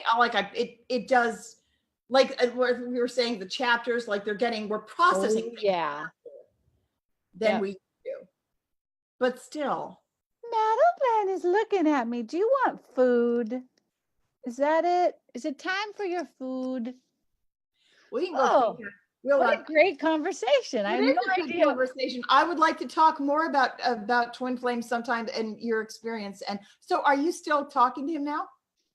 Yeah, we still talk. He's not in a contract to catalyze me. So we don't, last So time, like last thing briefly though, about twin flame mission, like the twin flame conversation is something that we should have a whole call about, just twin Yeah. flames. I'm so fascinated. And it's also one of like the hotter topics. oh yeah, I mean, You get this avalanche of people who are like, and usually it's women who are foaming at the mouth, who are like, not all of them are real twin flame, or they're like in a twin echo, because that's definitely, there's like an avalanche of. well, my other twin flame is a Russian woman shaman who I haven't met yet. So So what is it that maybe we could just talk about it briefly now? What's your how did that work? How did you recognize her as your twin, and does she know about it? Like, what's the story? well, my the Angels of Divine Grace, they told me Brad is one of my twins. And then they said, there's a Russian shaman who you are not going to meet until a few more years. And when you do meet her, the sphere of influence of your uniting with her and how it shifts the earth. Mm-hmm. There's a powerful convergence there that changes something big on the earth. And so it's not ready to happen yet. So, okay, so that's a good thing to know. So, I have noticed in working with people, like a lot of people will say that every person has one twin, or there are, like personally, I think that there's a certain number of genuine twins who are really the souls, like the soul opposite. And there's not that many of them on the planet, but they exude such a massive vibrational field that it entrains all of these other couples or pairs to pick up that pattern, and it becomes like they're part of the twin flame grid. I guess I'll talk about that later, but I'm interested in mission. One thing I've noticed is that whenever I work with every client, it's like I work for a group, and I like every time it's kind of like I'm in the center of a piece of pizza, and every person that I work with, I am always shown the number 11. And it feels like I'm working with a group of, they're the emblem of their group.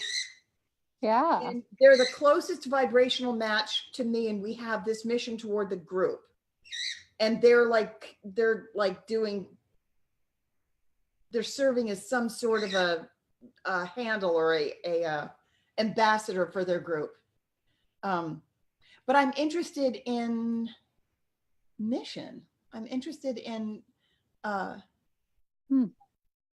yeah, I'm not sure. I don't know too much about that. But Brad was did you have a mission with him, or that was his job, was your catalyst? He's your catalyst twin. Yeah, he was his job was to catalyze my awakening, so that I could lift the veils and prevent pole shift and link the earth back into Andromeda to assist with ascension. So I mean, he had to be there to catalyze the awakening. Work. Yeah. So of course, like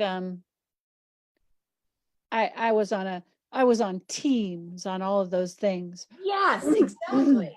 It's not like I'm the only one. It's like, no, these are teams of beings. I haven't met anyone on those teams really, but I know there were teams, and there were a lot of multi-dimensional teams. Yes, me too. Yeah, me too. Like, and actually, you're one of the only. I know this happens to other people, but I don't know a lot of other people it happens to. Really, she's beautiful, that cat. She's very chubby. I love her. Tried to put her on a diet. She's not having it. She just she meows and moans. Absolutely stunning. If you don't feed her on schedule, she's like, I'm not happy. I asked the angels, I said, I wish I could scoop her right now. Can we help her lose weight? And they said, beloved one, there are some things in this life that are not worth. And also why? Why? She seems You're in trouble. it's beautiful and glossy. She seems very happy. Yeah. I like her fat. But yeah. Yeah. So I Yeah. forgot what I was gonna say. I Oh, well. forgot what we were saying. Oh, mission, twin flames. Mission, twin flames, Hmm. and twin flames not always being romantic partners, and sometimes they are. You know, sometimes they can be. In this lifetime, mine's not, but he has been in many lives. And I have a few friends that are romantic relationship with their twin flames right now. And But it's weird, like when your memories come back. Does he has any of his memories come back since then? That was a long time, really. Do you no, remember? he still listens to me and he's like, Really? Yep. That's so fascinating. I I wrote remember this mine all came song. back mine just came back en masse, and what the hell do you do with it? I got to show you this song. I wonder if you can hear it with my headphones on. Can you hear this? I can hear you. Okay. Can you hear my guitar? Yeah. All right. I won't say his last name because that's too personal, but I'll just give you one verse of this song. I met a boy named Bradley, whatever his name is, just 4 months ago today. He was a ghost of past and present. Somehow I knew he'd fade away. He walked the farthest reaches of my heart. He roamed the garden of my soul. And though the loss of him tore me apart, somehow it also made me whole. But it was too late from the moment that I saw him. I knew that I had loved him in my dream. I'd always thought that we would spend our lives together. But I guess things aren't always what they seem. Through the looking glass of his eyes, I saw us walking side by side, hand in hand through English meadows, under clear blue summer skies. We were Irish a lot and English. There's so much memory over there. But I came, let's see. But I came home to grace, to love. I came home to peace, to grace, to love, to glory. All lost inside the beauty of your face. Okay. And earth and heaven came together when I kissed you. God, I can't remember all the words. Da, da, da, da, da, da, da, da. So that was, and then this last part, because it was all a well of love locked deep inside me when you came in and handed me the key. And now I thank you for the love that you have given, for the gift. And now it is a gift from me to me. So it was like I had to unlock that gift in me. It left me with the potential for that sacred union within my DNA. So when I broke up with him after 7 times going back, I took my necklace off of the bedpost where we had made love. I took it off of the bedpost and put it back on my body and said, all that you gave me is in me. And then within a month after, like within probably a week after I did that, I started exploding in transpersonal light and began the real spiritual emergency. How long did that last? Well, If you can put a bracket on it. yeah. I mean, I guess that's like we're still in it, right? But yeah, but the big one, the first parenthesis, and then it just keeps going. The big one was so intense that it depleted a lot of the neurotransmitters in my brain. And so I sank into a depression. So the manic phase not of that. Uncommon. I think a lot of people do that. Yeah. Oh yeah. That kind of manic phase of the explosion started in September 1990. And then by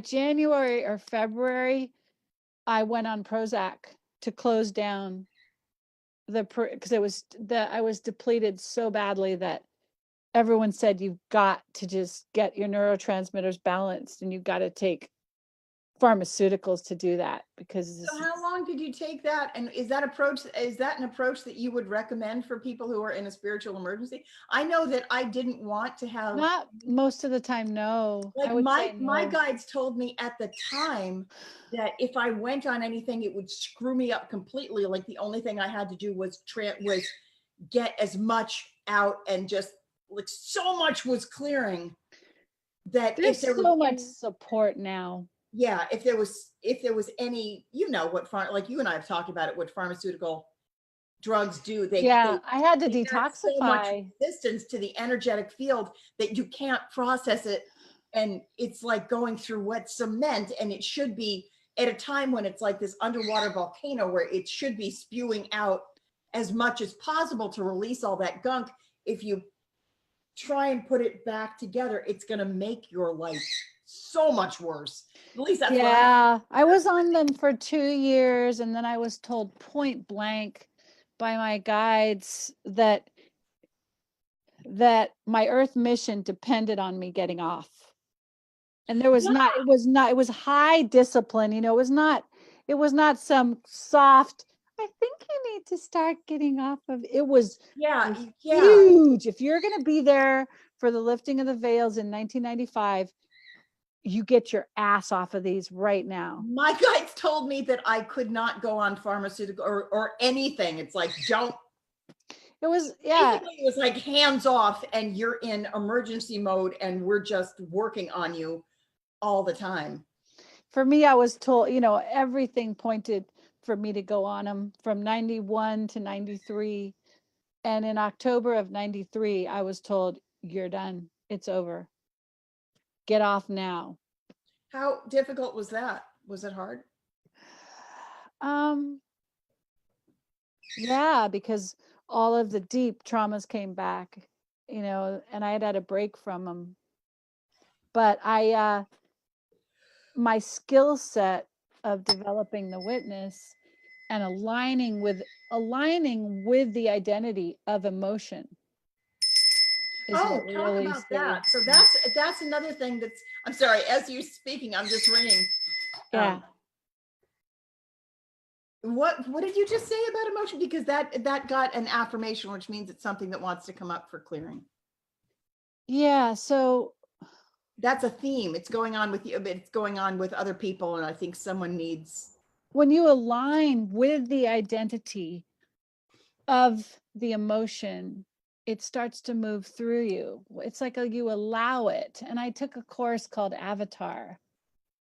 And Avatar just quite simply taught us how to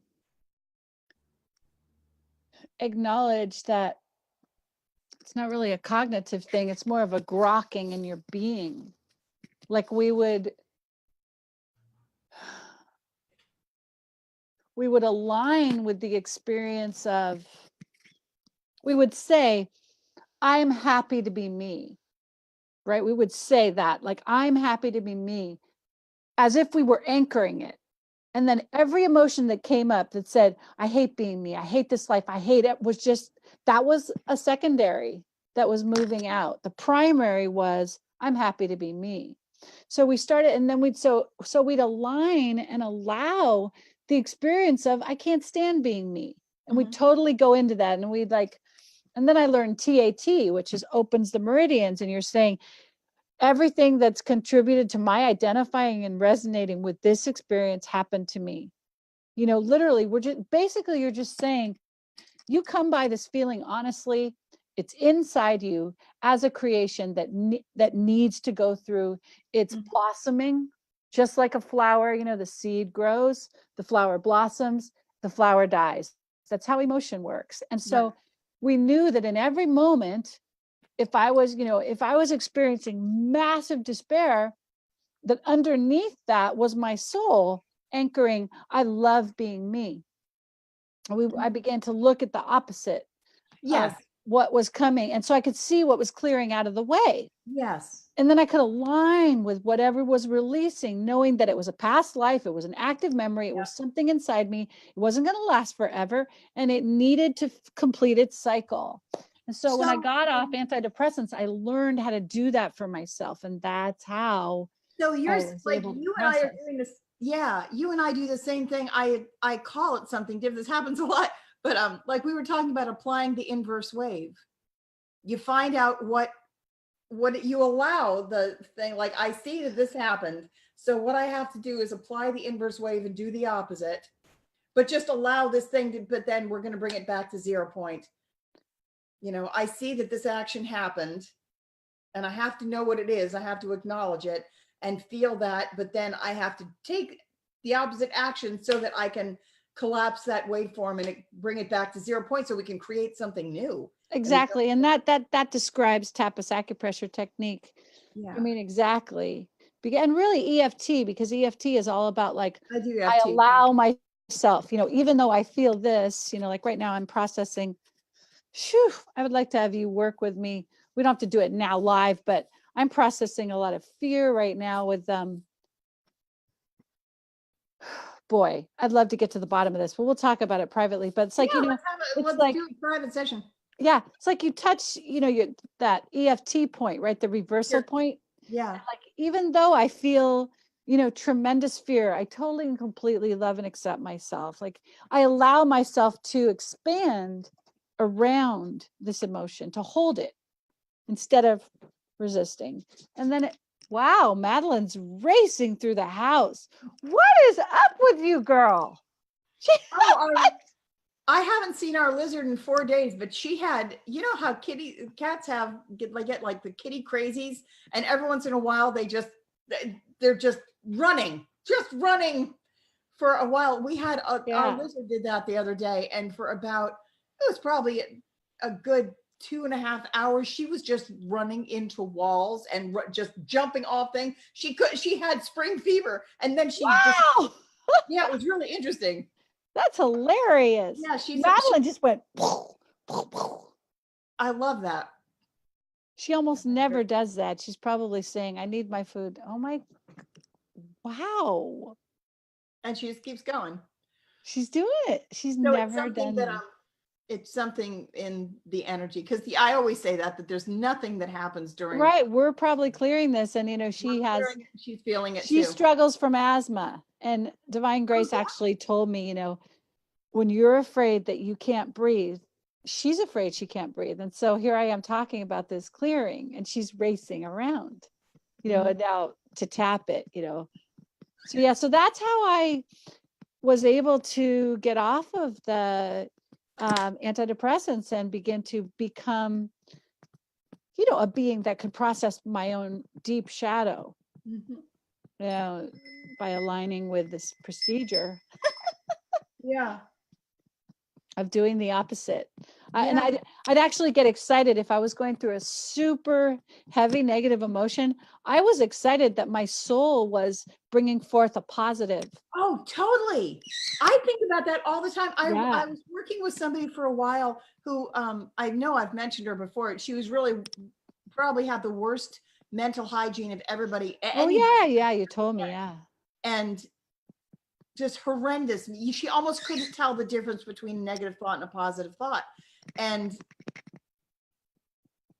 couldn't see how her own thinking was negative. Yeah, just couldn't tell the difference Wow. between a thought Yeah. and a positive thought. And where was I going with this? There was oh, I was trying to help her one time, and I was saying how when a big negative chunk comes up, she and I had two different responses to like if something big comes up, I might be like acknowledge that this is like, okay, I got a big chunk of fear right now. Like I found a real big chunk. But it's interesting because to my mind, when I find something, I'm like, oh, I hit the jackpot with this piece of crap I just found in myself. I actually think like, oh, hooray.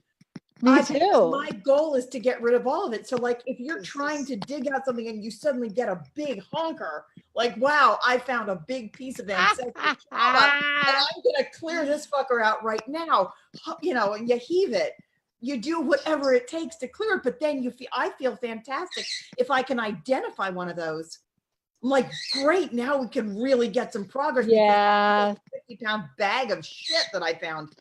And yeah, when I really get the fear on the respiration, you know, when I really get that, it's going to be incredible because that's been with me since, well, the beginning of the break, my psychotic break and, you know, neurotic break in 1983. And I know I was buried alive in ancient Egypt, and that's a big part of it. A lot of people, I'm not trying to dismiss it. No, it's okay. Yeah, it was a practice. They thought we'd ascend if we were buried with our master. What who, let's talk about bypassing the humanity of the body. Yeah. Well, let's clear right now just to all the people that have trauma from being buried alive. That's true. We'll clear that right now. Let's just clear it. Everything it is times Godzilla and all throughout all timelines and dimensions. Everything that is times Godzilla destroying great hell. Yes, right. Put that fuck all my short boys. Yeah. Everything that is for all of us and all timelines and dimensions throughout history. We call upon all the benevolence of the universe. Every place where that could be hitching anybody else up. Any place that's keeping it stuck through all timelines, lifetimes, dimensions, ancestral lineage, everything this is on any and all levels for everyone listening, just clear that. Oh, we ask to just flow forward through it.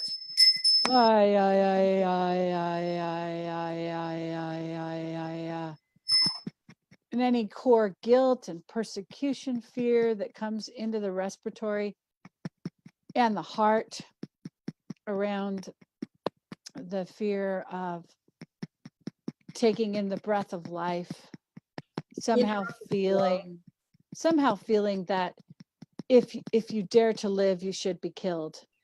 Ooh, that's on the respiratory and the heart meridians. That lifted something. If you live, you should be killed. That's one. Boy. I deal with it every single, Clearing. We deserve to live. We deserve to be here. And thrive. We deserve to live and thrive. And be well. We are sovereign over our life force. And we have full clearance to be in this dimension. All Christed beings have full clearance to be in this dimension. And free flowing. Freely circulation. Free circulation. Original divine innocence from anybody who feels core shame. Very good one. knowing that we are Unfortunately, innocent, that we are children of Divine Mother and Divine Father. Just like Entangled, when she has that memory that she's the lost princess. yes. We are all the lost Yep. royalty Yes. that are dearly wanted by our true mother and father, Yes. and any false parent of demonic Who torture. steals the youth too, who steals the youth and keeps her imprisoned so she can't get down and she can't get out. And let the true innocent heart of the life force of the Christ be free to touch the earth and to taste the sweetness of life. Lift any and all veils of suppression and fear of Illuminati handlers through our ancestral genetic line, through my mother, through my father, through their line. Original innocence. I deserve to make it into this dimension. that's and a great one. to live and to thrive. Changing the birth transduction sequence of all blocked incarnation. That's a great one. Yeah. I love it how your birdie's on your left shoulder and now Madeline's on my left shoulder. So the feminine. The cat and the bird, you know, they're all we need is a dolphin, and we have the progenitor races Right. of humanity. That's right. I know I have a stuffed dolphin around here, but we'll just call in the dolphin energy to complete it.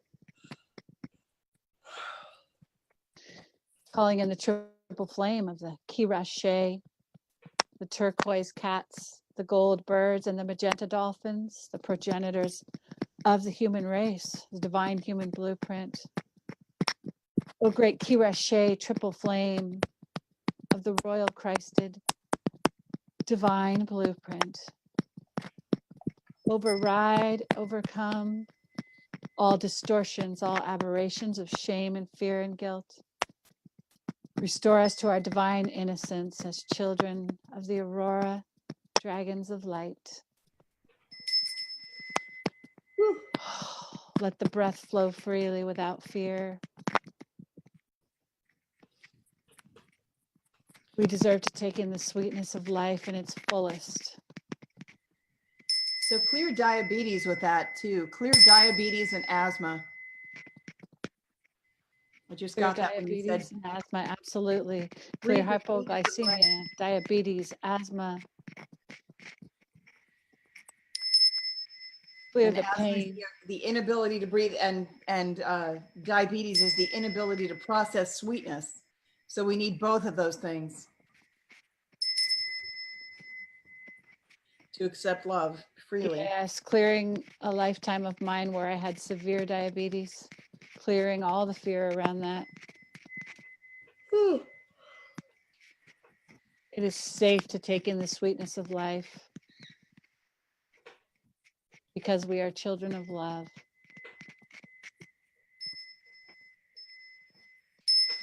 All the retribution of darkness that comes when the Christ breathes the life force be disintegrated now. Did you say retribution? Is that what you said? That, yeah, there was a trigger on that word. There's a big whatever is hooked to retribution. Clear it. Let's clear it. Yep. I feel like there are people that are really afraid of retribution if they express themselves fully. And I feel like that's some of the restriction in the breathing, is that they're afraid to open that channel and be free with speech. Right. So there's a restriction in the throat. We're clearing that for the collective. So anybody, any place that there's it feels almost like there's a stone slab or something that has been imprisoned, like the lid of a coffin or something. It does feel like that. like I have it over my lungs. Yep. yeah, like a lid or something is It's an inorganic like you're suppressor. unable to escape. It does feel that, but I don't think you're the only one. I actually think that Oh no, it's a collective. It's an I feel like a inorganic. whole bunch of other people out there, and Yeah. the stone slab on top is black, and it actually feels a little bit like I know it's not shungite, but it feels, it has that quality to it. Very opaque and very let's clear it. And it Yeah, there's a I feel very much like there's a spell, dark energy that's attached to dark, whatever that dark energy is, that it's very malicious and it's very intentional, and it's yeah. this dark slab. And let's clear that right now. Clear it. Call in the Aurora, the founders, all beings of love and light, the Aurora dragons, the Mother Ark.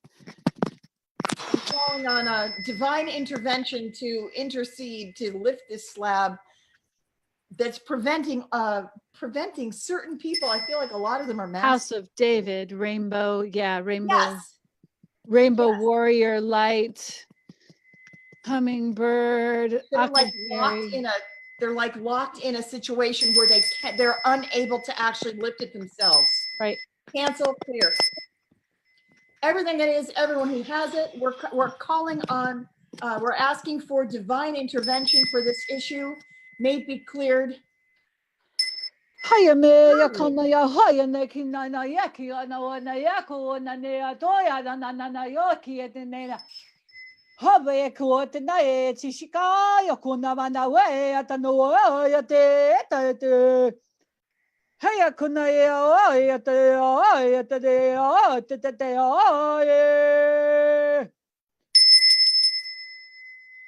Holtia kua mawahasi na kua dandandaya na awaya manamaya. For all beings that are standing at the gate, for all beings that stand ownership of these energies, that are holding something over their heads with this black, dark fear of the metal spatula man who crushes the children dying in the basement, the metal spatula man who crushes the Christed heart. You are evicted from these premises now, whoever you are. Your entire matrix and the legions that go with you are evicted from this matrix now. All that is connected to this policeman with the metal spatula who comes into the basement and smashes the stars of the Christ in the satanic matrix. You are evicted from here now. Stephanie, do you see anything as I say this? Because this is the matrix. I'm calling it out. Hang on.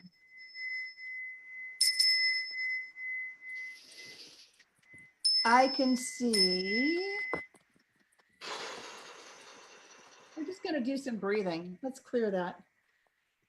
Clear, clear, clear, clear, clear, clear, clear. Dispel all that. I'll dispel all gray cobwebs, everything that's coming out of her, all the spindly tendrils that are sticking together, anything that is sticking to anything else that is preventing the free flow, free flow of energy through any of our party, us or anyone listening. Anything fibrous, anything sticky, anything adhesive, any possible sticking point.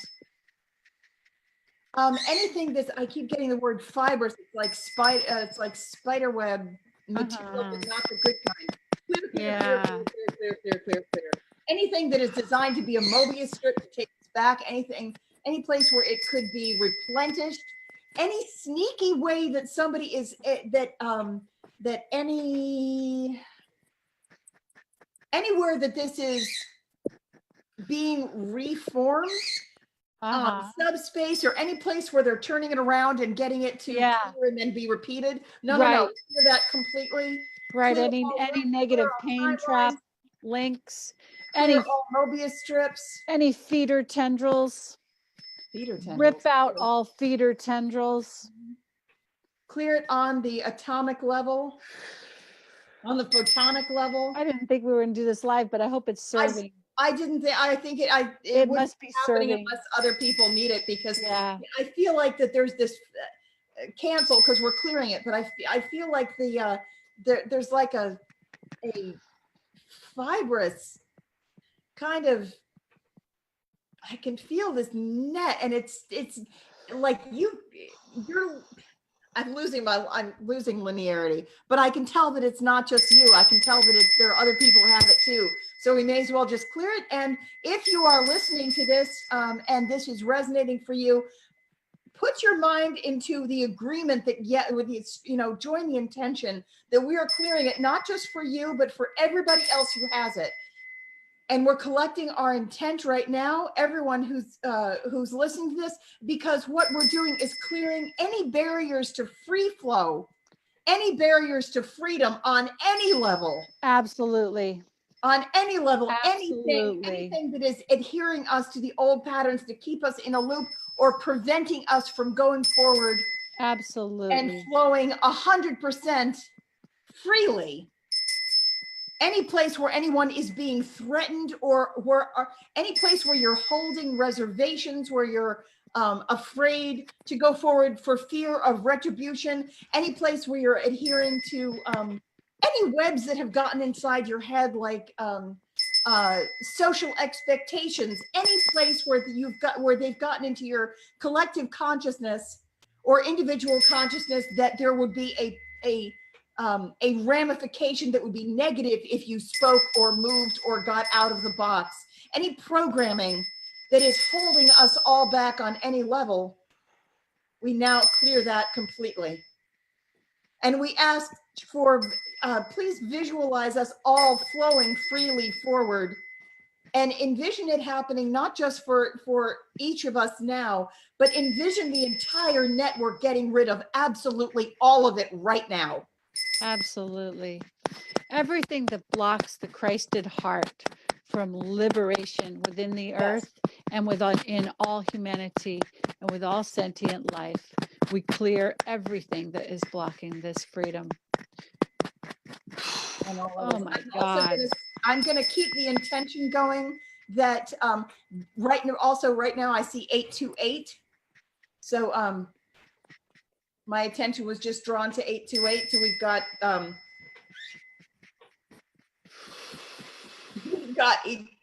eternity, abundance. We have the pairing in the middle, the balance, and we got another 8 on the other side. So that's perfect. I'm going to ask that this clearing be evergreen.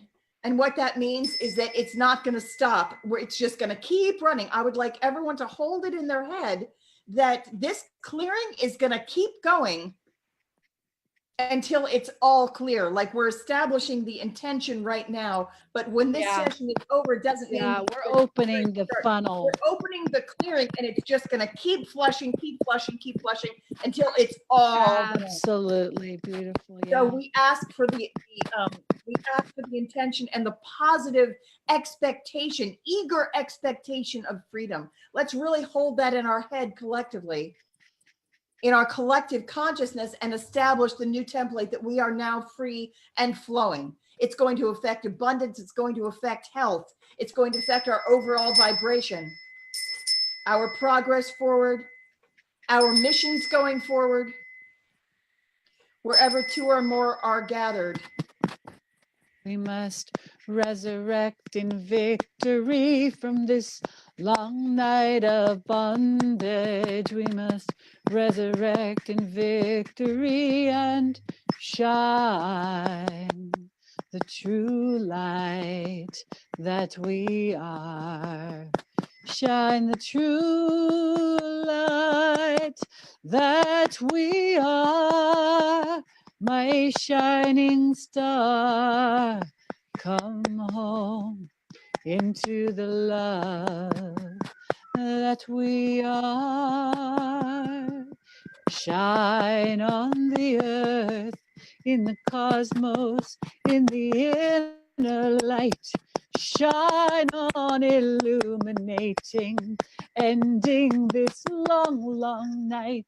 Shine into you and shine into me and shine until everyone is dancing and free. I can see the candles lighting in hearts across the land. I can feel our souls igniting as hand touches hand.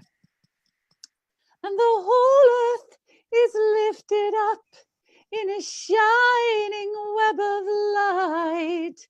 And we are all there to behold the beautiful sight. Oh, God, it's heavy. Yeah. No more separation. Unity prevails in all of creation. Oh gosh, I can feel it. How are you feeling now? There's like the separation boundaries, like it's like a harness on the heart. And so this liberation of the unity heart, unity prevails in all of creation. Yes. Seeing that unity heart pushing and vaporizing the shackles of darkness on every crystal in this beautiful rising global heart of Gaia, every shackle being vaporized by this glorious rising crystalline light coming right out of her core, her heart, her plasma body, lotus heart, just rising up, vaporizing all the blackness. This heart, this rainbow heart, that's why I'm wearing this. This It's rainbow heart and the unity community of our future tribes behind us, calling the future unified earth, where the unity logos is fully blossoming, to come and to connect with the 3D earth right here, and to lift all in separation into this beautiful corridor, this through line of the rainbow bridge to future earth, lifting all out of separation into communion, into unity. In the cells of our body, the organs of our body, the glands, our beautiful human lives, our communities, our pets, our kitty cats, our birdies, our lizards, our doggies, our wolves, our dolphins, all creatures of the earth. And the crystals. Lots of relief is happening. We learn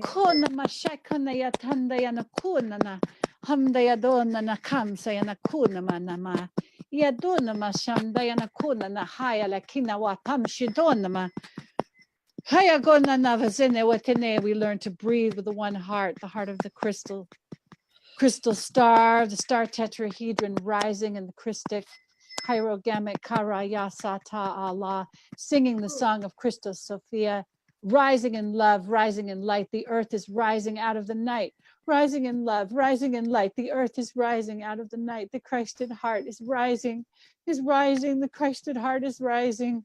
The Christed heart of the earth is rising. The earth heart is rising.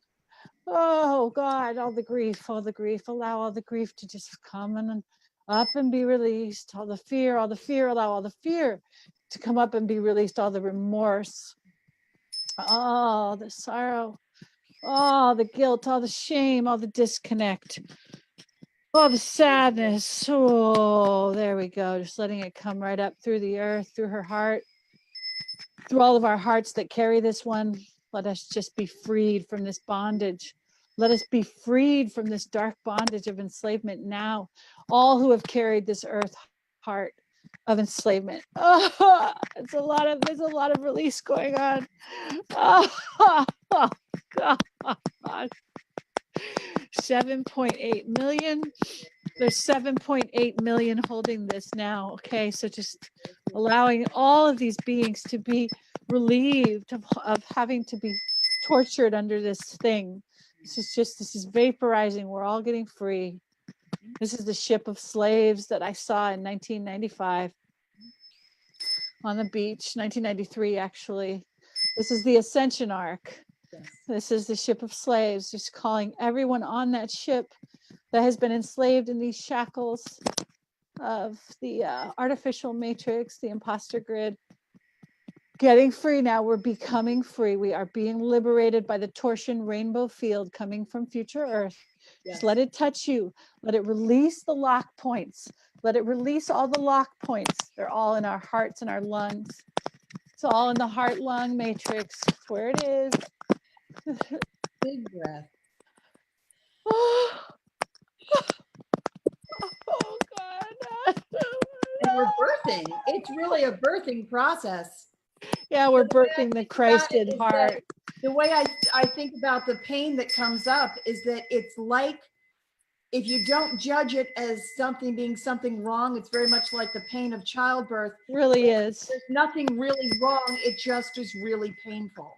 But That's absolutely right. And that means it's progress that you can feel when you, it's really just progress that you can feel, but it's important to feel it and let it come out so that we're not holding it in, because we can't take it with us. Absolutely. So we're just going to release all the sandbags that are preventing the air balloon from going up.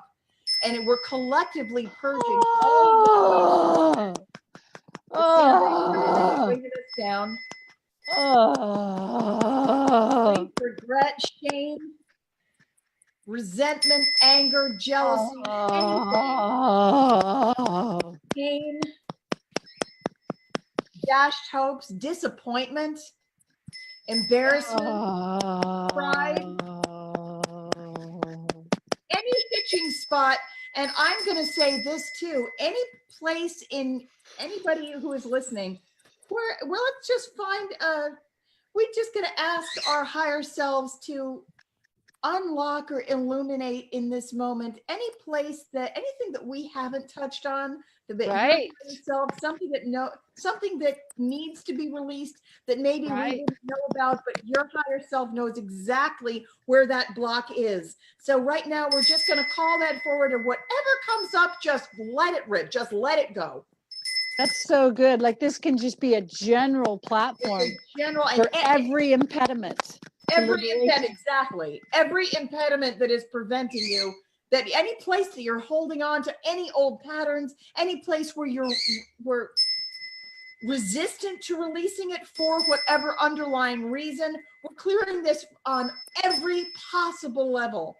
And if you have, I'm going to add this, if you are someone who has a modality, if you use a pendulum, if you know how to use Reiki, if you know how to clear any way that you know how to do it, use it and add that skill to the collective. So you're not just your stuff, but add your own healing modality. Whatever you bring to the table, bring it to the table and distribute it to help us all. Because right now, well, we all join forces, but we're all doing it a slightly different way. She's tapping, I've got a bird on my shoulder, and I've got a bell, and you have whatever you have. We all have my cat, we have the dolphin. Bring ourselves to the table. We are the tools of, we're delivering ourselves. We are, absolutely. So whatever the unique thing is you know how to do, whatever thing you have to offer it now on behalf of the collective and yourself. We're all going to get out of here together. Haya mekina kuna na hitanda yatne kuna no wasine kina danza indere mena no kino na hamna ya koya na waya we amaya wa he maya wa kamna waya wa tene kina na wane ya na hamna ya na ke ya na to na ne ya ta dai haya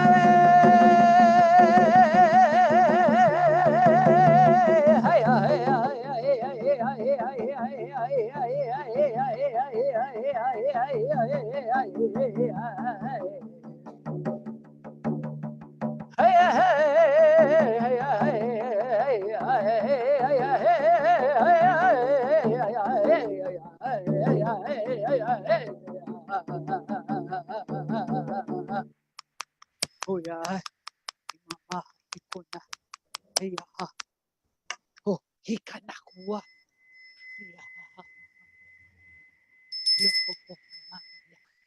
seems like the Mayans are helping us. There's an off-planet Mayan tribe that's really, really helping to vaporize this veil. The Celestials want to come in too. the what now? I've got 2 smoky celestial quartz, and they both want to come up because a smoky celestial will help get light into the physical body. Both of these, it will take the darkness out, and it will help us help the body, the physical body, assimilate more light.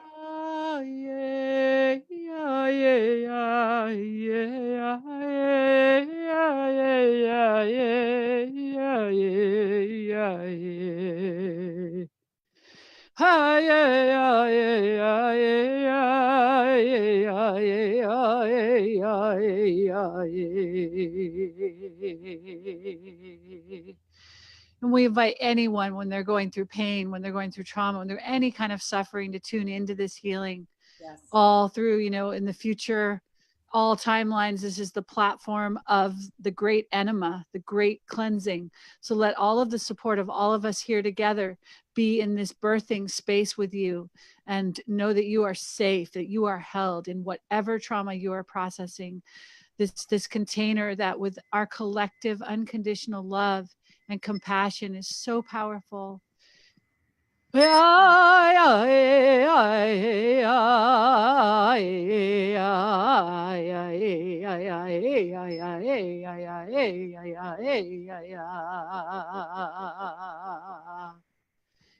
Anyone who's ever had the fear of death, the just mortal fear of terror, we welcome that, because that is what's clearing from my lungs and heart right now. Oh, right. Really? Fear of death? Absolutely. Really? Absolutely. Mortal fear of death. Really? That's one thing I don't have at all. I have the opposite. When you're buried alive. And you're afraid of dying, really? It's fear of torture, because when you're buried alive, torture. And when you're death spelled, you suffer for 72 hours before you're dead. Wow. And when you're tortured, when you're burned alive, you suffer a lot. When you're all of the lifetimes where we've been tortured, and when you're buried alive, you have to wait while the oxygen burns out in the tomb, and it takes a long time, and so you suffocate for a long time. And so anybody who carries those memories, this is a safe place for those to just move freely out of you, and for you to be freed from this fear, and for you to be met with benevolence, so that you never have to feel this again, that you know that you are held in benevolence in this lifetime, and you will not repeat this, that this can flow through you too, because they think of all the witches and millions of witches that were burned, and other people that were burned. And that's a huge collective trauma also. So we're calling all the big collective traumas, that need to be cleared.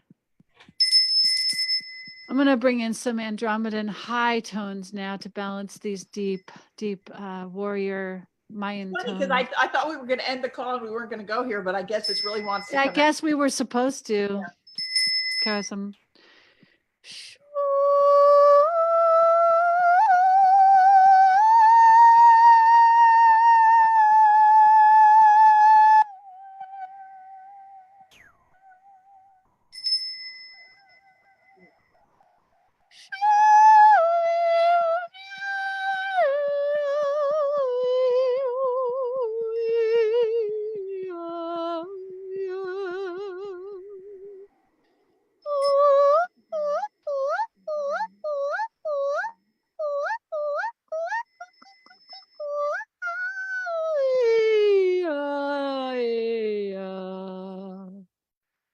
Really coming out of the heart meridian, coming out of the kidney meridian on the left side, feminine side. This mortal fear of death held in this kidney, heart meridian, left arm, pericardian. May we know that we are safe in Divine Mother's love. This lifetime is not about our torture. This lifetime is about our homecoming into the Mother. I'm going to clear any fear of the violet flame.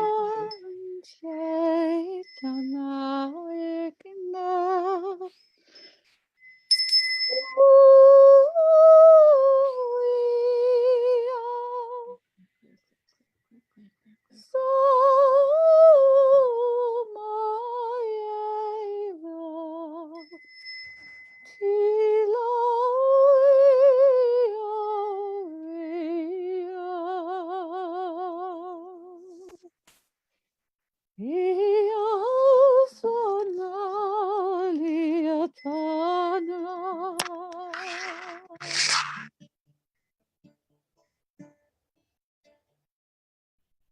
In the flowers of the waters, a child is born. The flowers of the waters, a child is born. The flowers of the waters, giving life to the land. The flowers of the waters, giving life to our mother. Here's the birthing song. Flowing with the waters, all life. Alexa Sunshine Rose. Ah, yeah, yeah. In the waters of the flowers, let's see, I am given new life. In the waters of the flowers, I am given new life. The waters of the flowers, giving life. Let's see. Oh, let's see. The waters of the flowers, giving light to my vision. The waters of the flowers, fill me with the beauty of our mother. Fill me with the light of our Father. High, high, yeah.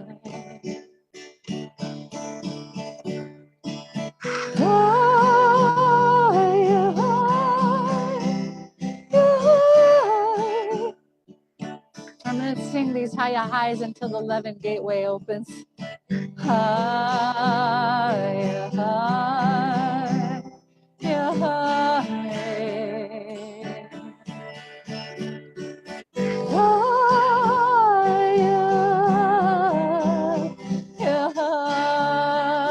Seeing these golden pillars coming down, this benevolent timeline of the 1111 gateway, these golden pillars of the 4-city grid, the Christos Sophia, the ascending timeline. In the divine water, cleanse my heart, cleansing the heart of all fears. And again, the divine water, cleanse my heart. Let all the fear come out of the heart. The divine water,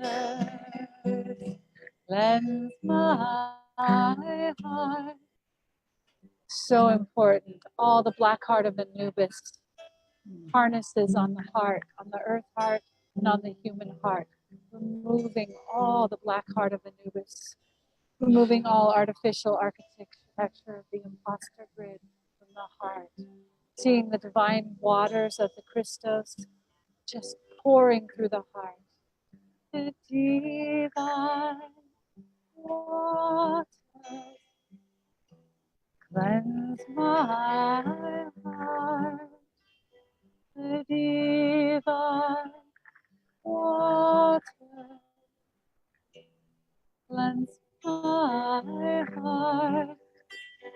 The divine waters open the roses of my healing. The divine water help me to heal what was broken.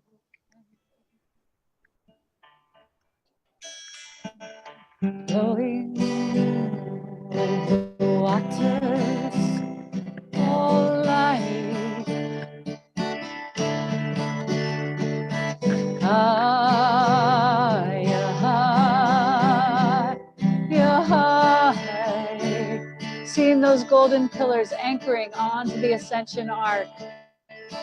High, high, the rainbow torsion fields coming down from first creation in the Ka Raya Sata Allah spirals, spanner gates of the twin flame rainbow light, intersecting the ship of slaves now and opening a portal to ascension. High, high, 1111 gateway. Yeah, high. High, high, yeah, high. I gotta plug in my battery. Keep singing it high, high, high. Plugging in my battery high, high. Okay, got it plugged in. Singing that. Imagine that 1111 gateway now. High, high. And the more people that can sing that together, right? The more power. Oh, I gotta more power. Gotta plug back in. The more power.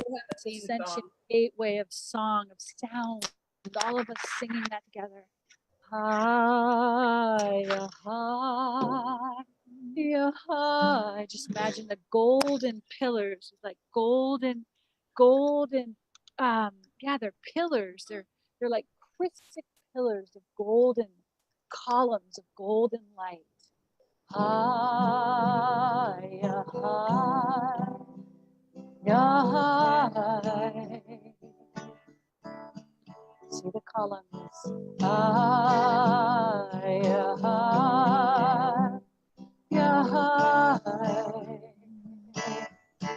Ooh, high, high. This portal to ascension, it leaves nothing behind. This great connector all the way from the broken tree of life in the first dimension. This great stairway, this great ladder. Everyone can climb on it out of the darkest pit of night. This resurrection portal, this resurrection stairway. Everyone can climb on this and be lifted.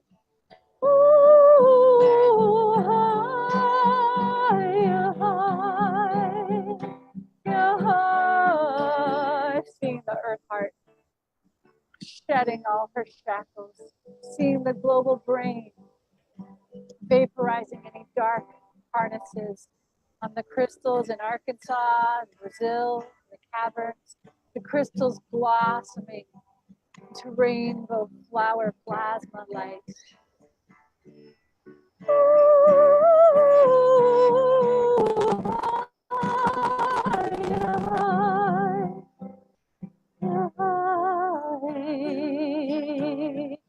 Oh, high, high.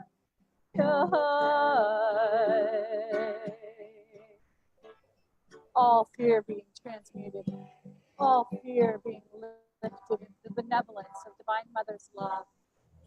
All fear that every heart carries, all mortal fear in any heart. Release the burden of this fear. Let it be carried away on this rainbow loving light as we ascend in our ascension arc to the heart of Divine Mother love. High, high, high. Achieving escape velocity from all fear. High, so much love, so much perfect love from our true mother and our true father. Ooh, receive my love. Let it transform all your fear. Receive the nectar of my love. Let it flow through every darkness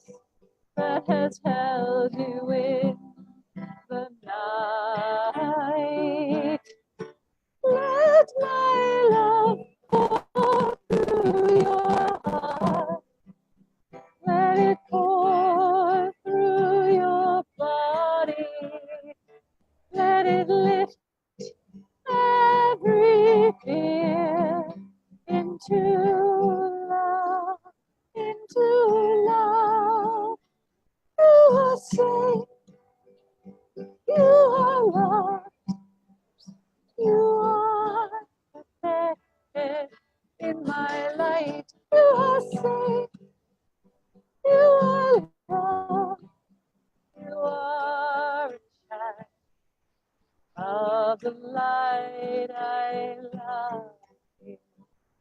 I love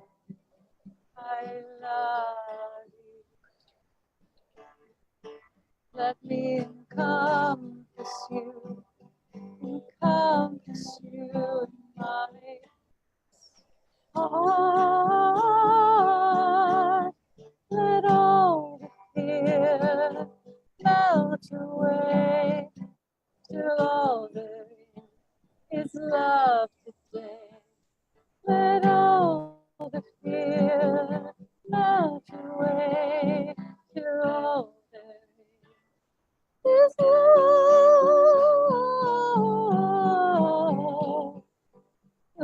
Love, love, love, love, love, reaching deep into the earth and rising all the way. Ooh.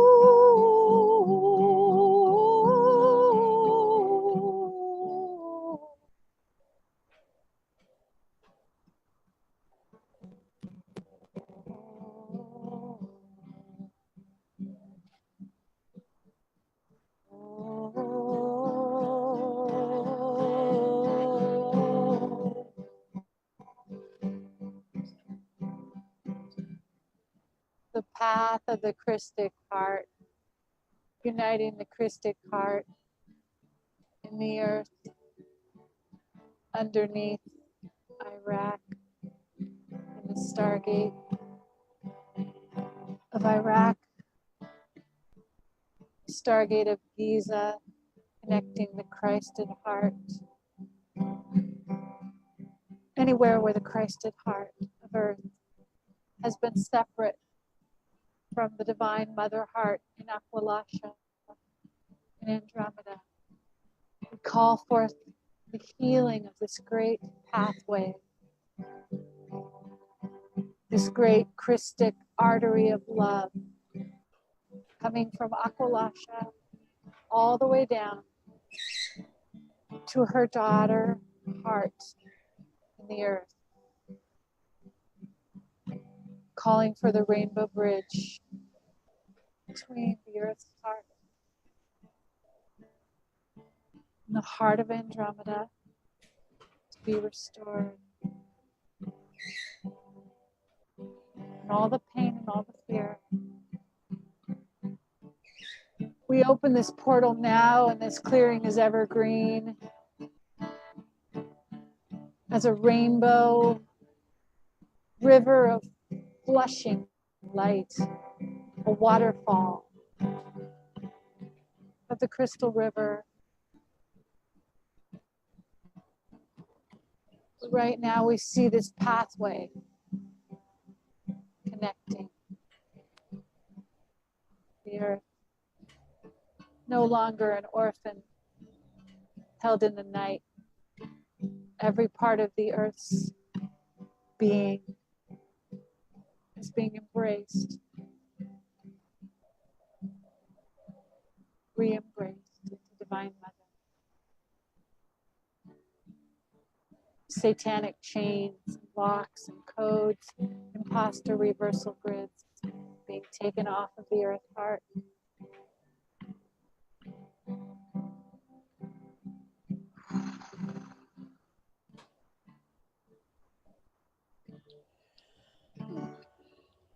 One heart, one love, one life. One earth, one daughter, one mother. Mother Andromeda, daughter earth. You are one. You are connected. No force may put asunder this bond that has been established today.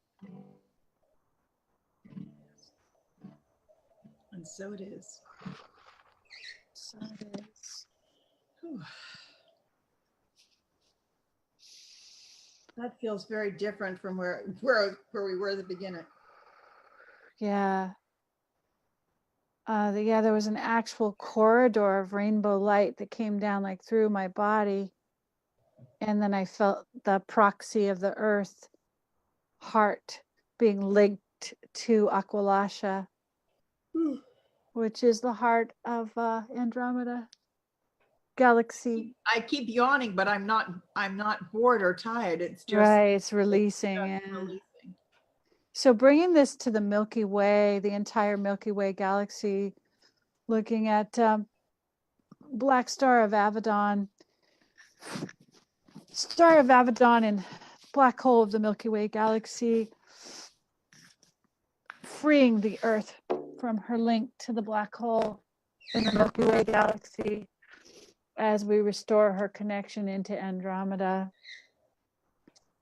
calling for further healing of the obliquity of the ecliptic, moving now from its 23.5-degree tilt, moving on the inner planes ever more toward North Star, Vega,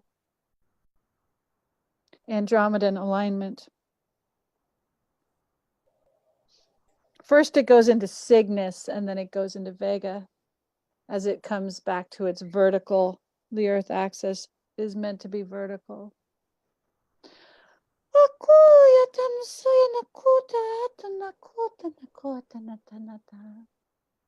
So we ask for any further healing that can be done for the Earth's axis at this time, which means releasing it from all bondage to the satanic matrix in the black hole. At this time, we ask for special services from Andromedan teams to assist us if there is any disconnection of AI architecture that needs to be disconnected, any cursed communication links that are preventing vertical alignment. We know we're not ready for full vertical alignment but for the next level. At this time that we are moving towards, we ask for whatever healing for the Earth Mother that needs to be done through the Andromedan teams that manage the staff position. Asking for the breath of Gaia to be restored. I'm calling for volunteers.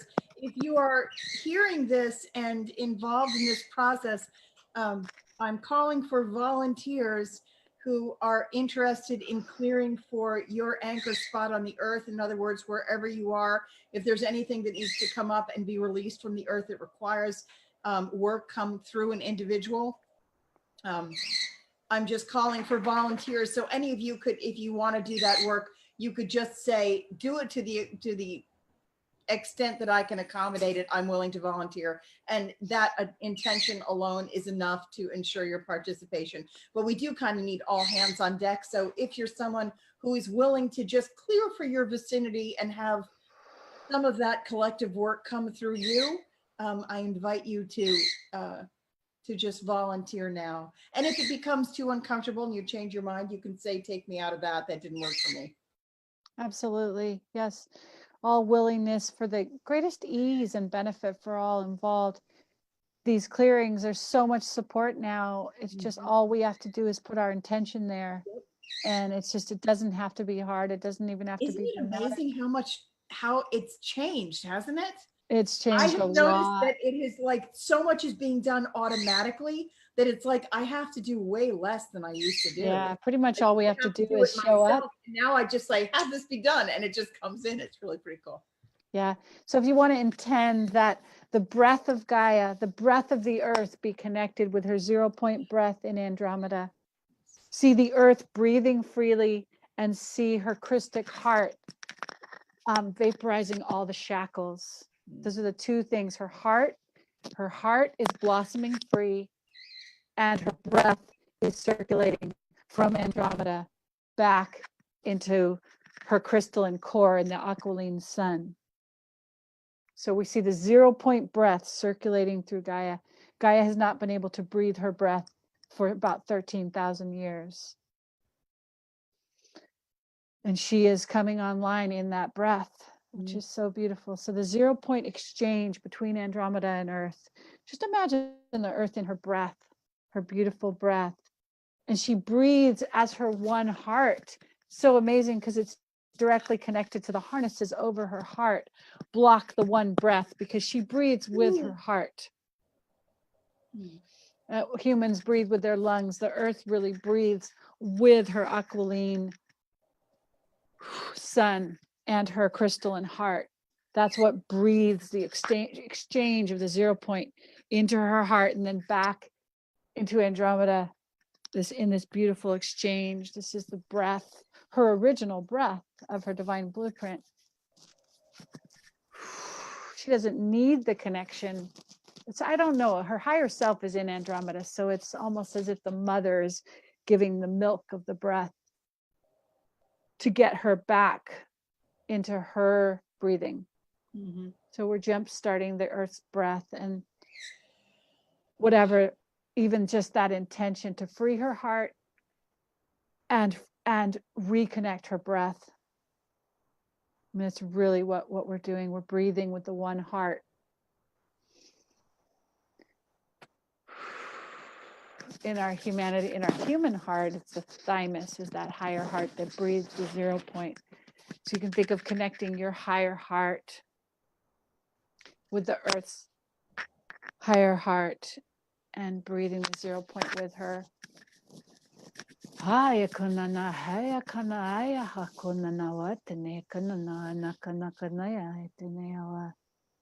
Allowing your feet to anchor into her core, pulling up that crystalline frequency from your feet through your whole body, circulating, linking all the way back up into Andromeda, coming all the way back down. This great breath of the 0 point. We are the one heart. We are the one love. The one breath.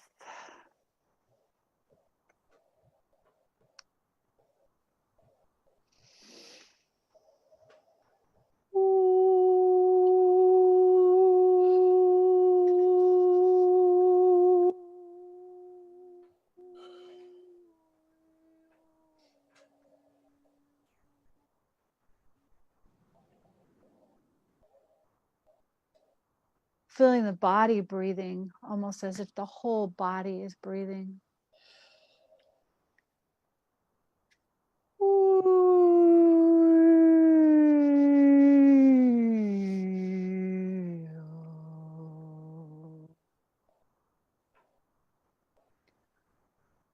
Feeling the beautiful earth. Joining with her beautiful heart. Her aquiline sun, which links her to Andromeda, which is in her core.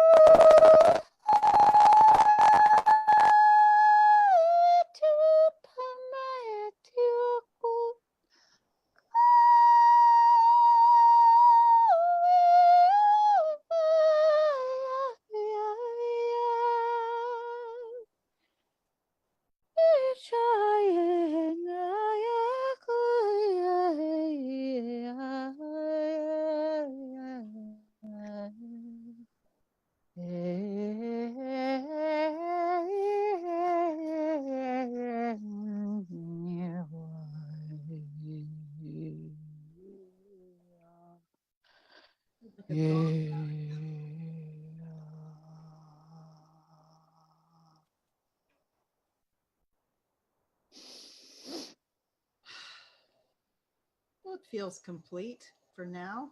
Yep, that was it. We got the through line. I keep meaning to get a gong. At some point, I would like to get a gong. I feel like I could. I have one right here. It's so let's just like chime. Oh, I can't. I gotta hold it with its thing. Let's see. Where's my little? I would like a gong for a gong bath right now. I could go for one. Yeah. Where's my salt bath and a? Where's my ding dong ding dong ding ding ding ding? I'll just do it with my hand. Can you hear that? I can. Thank you. Well, I think this was an interesting session. It's not what we expected, but then it never what we expect, right? It was totally not what we expected, but Okay. it was happening so much in my body that I was like, I guess.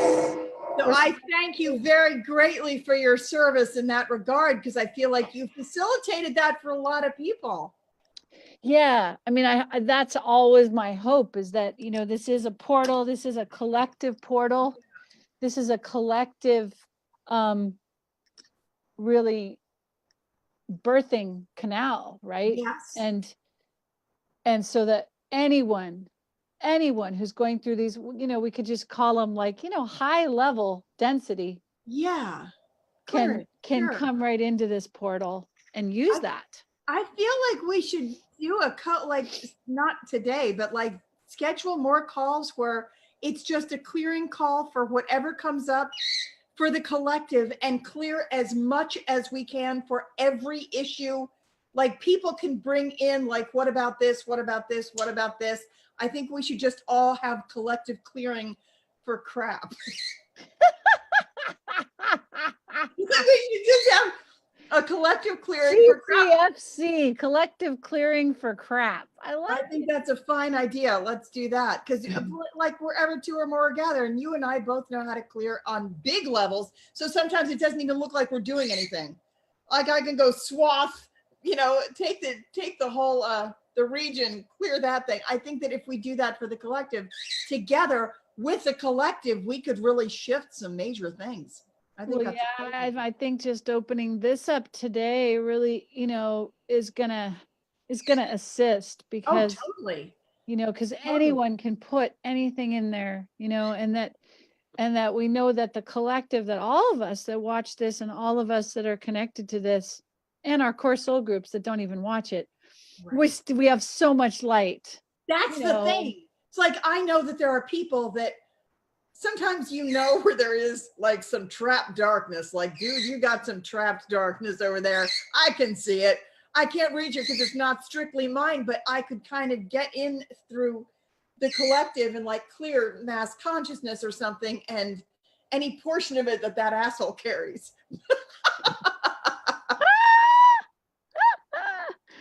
Oh yeah, let's just cancel clear any judgment. Cancel clear. I know I'm not supposed to cut, whatever. All right, my dear. Well, yeah, that was like really surprising. I mean, like part of me's like, you know, it's like you know, it's like there's that's always like walking that line, you know, between like, okay, you know, so like I'm an authority, and that I'm a healer, you know, and that I'm a professional healer, and that I do this for a living, and that I'm excellent at working with people.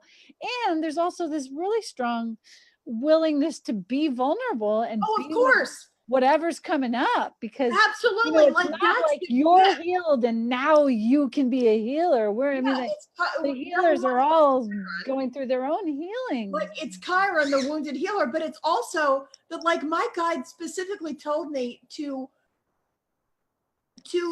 walk, just allow my own process to be witnessed. Yeah. So me too. Because I know that I will go down into like the darkest. You and I have talked about that, like the worst shit imaginable. And I think sometimes the gift of letting somebody else observe it, it's not like it's because it's attractive. It's not attractive. It's the worst thing ever. But there is a gift to humanity in that, because it's almost like the amount of fear that you can clear from somebody else, because whatever you just did in public was so much worse than anything they could do in private. It's like it lifts that they're not afraid. Yeah, they're just like, nobody else has to be worried that they're going to make a bigger fool of themselves than me. So I just cleared all of that fear from all of you, and you can thank me later. I know. Yeah.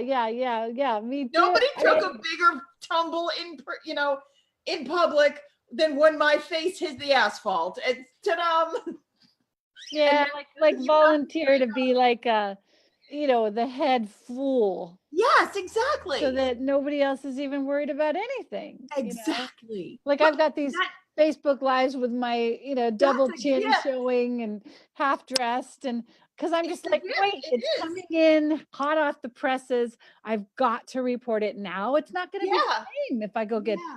and brush my hair and get Sure. out of bed. It's not going to be the same. That's really true. Like that is a gift like nothing else. Oh, It God. really is. And as long as we're on this topic of conversation, I know that like this call does have to end at some point, but I will say that there is I remember the times where I've been absolutely overcome with love for someone, like you get a love cramp that is so strong that you just don't even know. And has never been when somebody was polished. I have never felt that much love for someone's facade.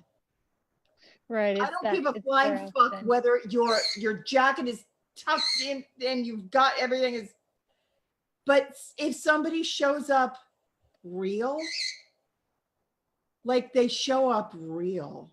Yeah. And then you can see the depth of them. And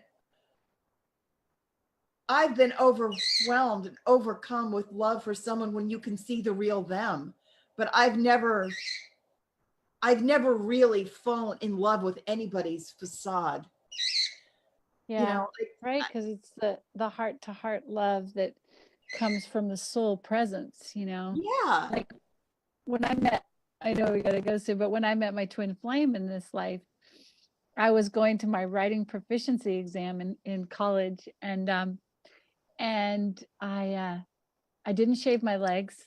I didn't wash my hair. I was like, I'm going to a writing proficiency exam. I don't care what I look like. I'm not going to meet anybody in this. Standing in line.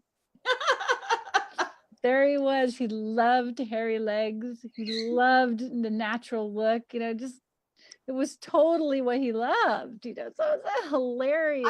I really like it when you catch people when they're just being themselves. Like it has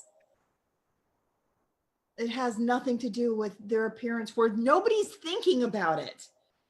I just really like it when nobody's really, not that you can't ever look good. I mean, I wear makeup and I tried to figure out what color do I want to present in a transmission, whatever. But the thing that's really attractive is when you get to the real, you can see the real person. And I might add that the beauty, personally, I think the beauty of the fifth dimension is that like the facades are gone. You see the transparency, you see somebody's soul, not what they want you, not their appearance. You can see behind the door and you see somebody's vulnerability, and that's where your heart goes out like, oh my God, I love the truth of you. Was perfect. The truth of you is perfect. The facade is it's a facade, and you can't get close to someone who's not even there. That's so true. Oh my God, 3 hours and 20 minutes. Holy really? Oh my God, that's just crazy. Oh, but it flew, so that's good. So we'll have to do another one where I was actually thinking when you were singing that I would like to do one where we gather do something for the children of the world and children of the earth, including the adults, but that gather all the children. We have to somehow connect to the child aspect and draw them back in. We have to draw that together, send out a resonance so that we draw the child aspect back in. It needs to be just like after we clear everything, we're just going to revitalize the child aspect. And then I have so many songs for that. And the one that this is just like a phrase, but Tina Malia has this song where in the phrase she says, "This is the song of love." Let's see. This is the song of something coming from the sun, calling all the children together as one. And I can see the clouds, see that clear as the day. And Whoa, this is one song. She's got this, it's called All Roads. And she goes, this is the sound of love. Oh, yeah. This is the sound of love on its way to the sun, calling all the children together as one. It's just like that song. It's called All Roads. Check out that song. And it talks about, in that song, she crosses from the third to the fifth dimension.